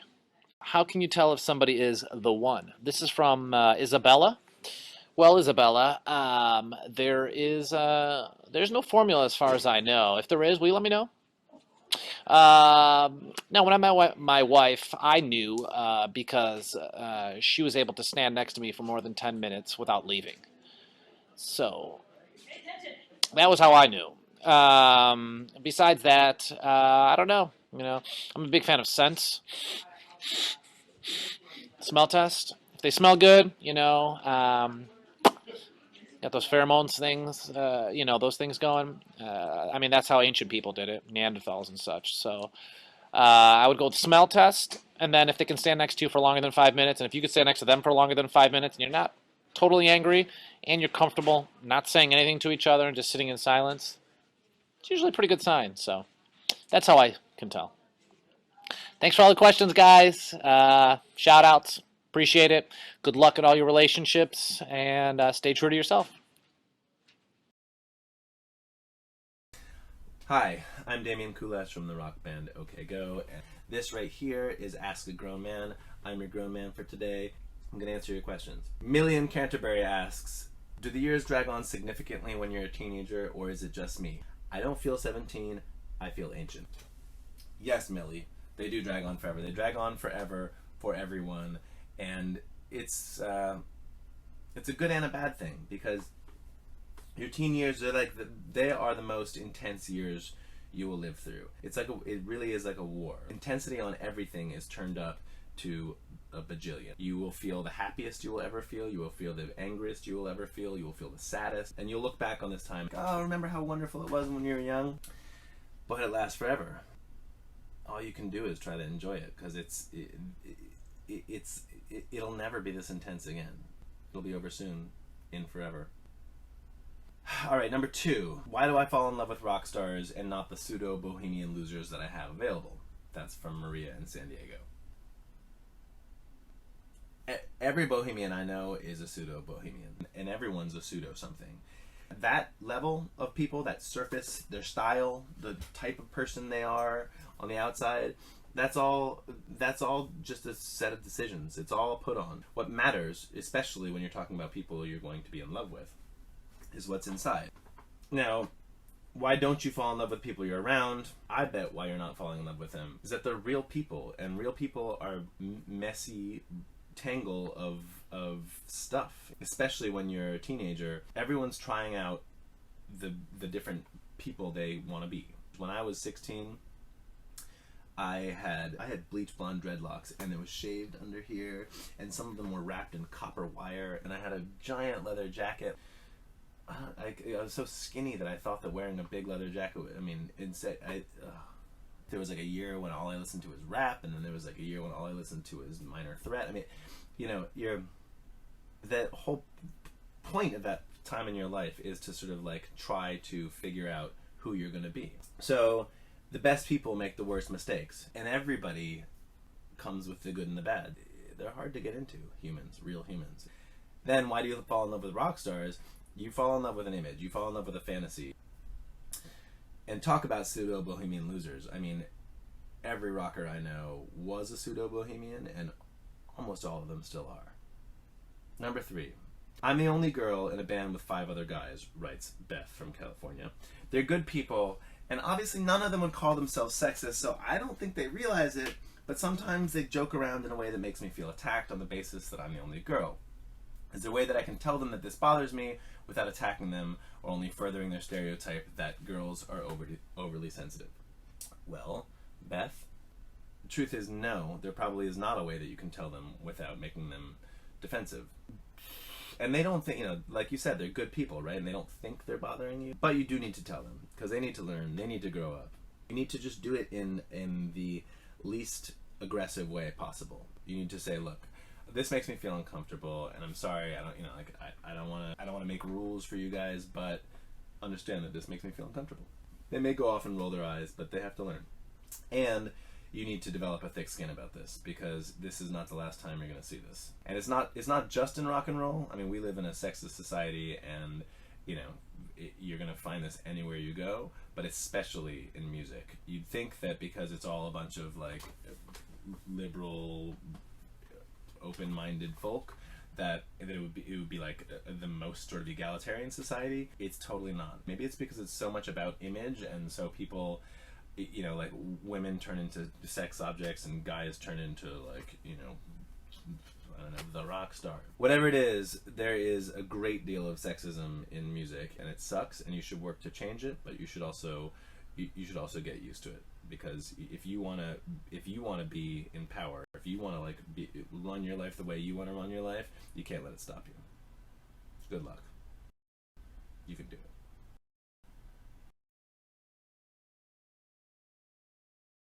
I have 4 questions that were sent. Number 1 is from Emma, age 11. Emma asks, what is the number 1 reason that guys are so cocky around chicks? Well, first of all, I think part of the answer is in the question, which is that you noticed the guys that were cocky. Plenty of guys are not cocky around chicks. I was not cocky around chicks at age 11 by any stretch. But the ones that stand out to you, the ones that you are asking the question about, are the ones who are cocky. So I think that's, whether they notice it or not, a big part of it. You walk around with swagger and you get attention, and girls say negative things about you, positive things about you. They're talking about you, I guess. That probably, they might not notice that, but I think that is a lot of it. Another reason that guys can be cocky around chicks or around anybody is because they are uncomfortable. And I think that's an important thing to remember. Think of the times that you are at your most comfortable, when you're with your family, when you're with your very best friends. You're probably not acting cocky unless you're really a dick. You're generally not cocky around your friends and your family and people that you're comfortable with. But you are cocky around people that you feel you need to act a certain way around, and that's because you're not comfortable and you are insecure. So it's a very forgiving way to look at things. I don't know if these cocky boys deserve to be looked at with this forgiving eye. If Adobe pops up one more time, I am going to kill it. I'm sorry, hold on. I'm not updating anything today. But I think that's why guys can be cocky around anybody. Generally, when I'm at my least comfortable, that's when I kind of try to compensate by being very, not aggressive, but sort of, I don't know, when you fake it is when you fake it when you feel there's something you need to fake. And really chill people aren't. But look for those guys that aren't cocky, because they can be great guys too. And you maybe aren't paying attention to them. You might be playing right into their trap, those cocky guys who want your attention. Next time, I hope you ask the next grown-up about the non-cocky guys and why there are so many of them. Number 2, thank you for the question. Number 2, anonymous. Does the amount of kisses on the end of a text show how much a guy likes you? I've been texting a boy I like for about 3 months, and he sends 5 to 7 kisses, even though I always send 4. Okay. Again, I think the question gives away a lot about your situation. If you've been texting for about 3 months and you still have no idea how either of you feels about the other, that is a sign that texting is not telling you very much information. And you know, that's probably a good thing about texting. An enjoyable thing is that you can delay showing any of your cards. But you know, 3 months go by, 6 months go by, a year goes by, and you're still wondering what the other person thinks. It does show you that maybe you can inch towards more direct communication, even if it's over text. So that's one thing to keep in mind. The other thing, your actual question, 5 to 7 kisses, you always send 4. That's 2 to 3 more kisses on average. It's interesting that you always send 4, but he varies from 5 to 7. I want to ask how many O's are included in those X's. Just a string of X's sounds a little forward compared to X's and O's. Again, these are semantics. This is why texting can get you lost, because who knows? Like my answer to Emma, though, sometimes people overcompensate for something they're insecure about. So if he can't tell you how he feels in person, maybe he's trying to tell you in text. Or if he doesn't like you that way, maybe he's trying to be very affectionate to balance things out. Always think of the opposite reason that a thing could be happening, because often that's how humans work. I don't think the amount of kisses shows anything in general. It will all depend on your specific situation. Good luck. I hope you figure it out. Number 3. This is from Elizabeth. One of my guy friends has asked me out and walked me home, which is nice, but a little creepy. I don't like him that way, all caps. How do I tell him I don't want to go out with him without ruining our friendship? As a guy who's been told this and not been told this, maybe this isn't the best advice. See if you can not tell him, because it can hurt feelings unnecessarily. Sometimes you'll tell a guy, just so you know, I don't like you that way. And he knew that, or he wasn't asking that way, or he wasn't sure if he was going to ask. And you can hurt someone's feelings unnecessarily in the name of being upfront. So I'd say if he asks you out, keep saying no. For this or that reason. Be honest, be vague. Don't lie. But being vague is okay. So is being honest. It really is about the individual situation. And maybe, maybe over time you will like him more. Maybe he'll become cooler. Maybe he won't. Maybe someone else will walk you home. It's okay. Be nice. Don't hurt his feelings. I feel for this guy already. I'm cringing for him. He's going to get some bad news, isn't he? Well, here's the other thing. Don't worry so much about the friendship. If you are honest and kind, your friendship will survive anything. You don't have to strategize your friendship so much. It may take a break for 3 months while he gets over some hurt, but if you're honest and kind, your friendship will survive. Number 4, how much do looks matter to guys? I feel like because I'm just average looking, no one is ever interested in getting to know me. From Elsie. That's a great question. How much do looks matter to guys? I think the answer is a lot, but I think that people define looks, or they get insecure about looks, in a very narrow way. Looks is not just the way that your eyes are set and the size of your nose and the shape of your mouth and your color of your hair. Looks is how you come across. It is your entire appearance. And that is very important to guys, and it's very important to girls, but you have a huge amount of control over how you appear. Your character traits can come out. You can show your style through your appearance. You can show your interests through your appearance. You can show what you do and don't believe in terms of being phony or being yourself or following trends or not following trends. You can say a lot with how you project yourself, and if you do that with confidence, you can generally be very attractive. Generally, no matter who you are. There are exceptions, people that have it more difficult than others, sure. But you remember that movie where Charlize Theron played a total, I think it was called Monster? She played a total monster. She won an Oscar for it. You can make yourself look like anything. I don't think anyone would date that version of Charlize Theron. Adobe, I'm gonna fucking kill you. Hold on. You get my point, which is that you have a lot of control over it, and the kind of guy that is only interested in one particular type of look, if you're blonde and you wish you were a, pixie brunette, or if you're a brunette and you wish you were a Maxim cover girl, whatever you think that someone else wants, that's not what you should be focused on. You should focus on what's your best self. How do you project yourself with the most confidence? And guys are stupid. Girls are stupid too. Everybody's stupid. So whenever you see someone walking around like they own the town, it feels like they have the answers, and everyone's looking for someone who has the answers. So act like you have the answers and dress like you have the answers. And I think you're going to be great, Elsie.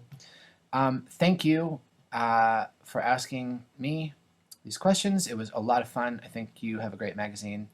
I guess I'm talking to people who read the magazine, so I guess you're reading a great online magazine. Good for you. Less of a congratulations to be reading it than making it. I forgot for a second. I was thinking of the people I was sending this into, and I wanted to congratulate them. Good magazine. All right, I hope that helps, and I hope the next grown-up picks up where I left off. Thank you.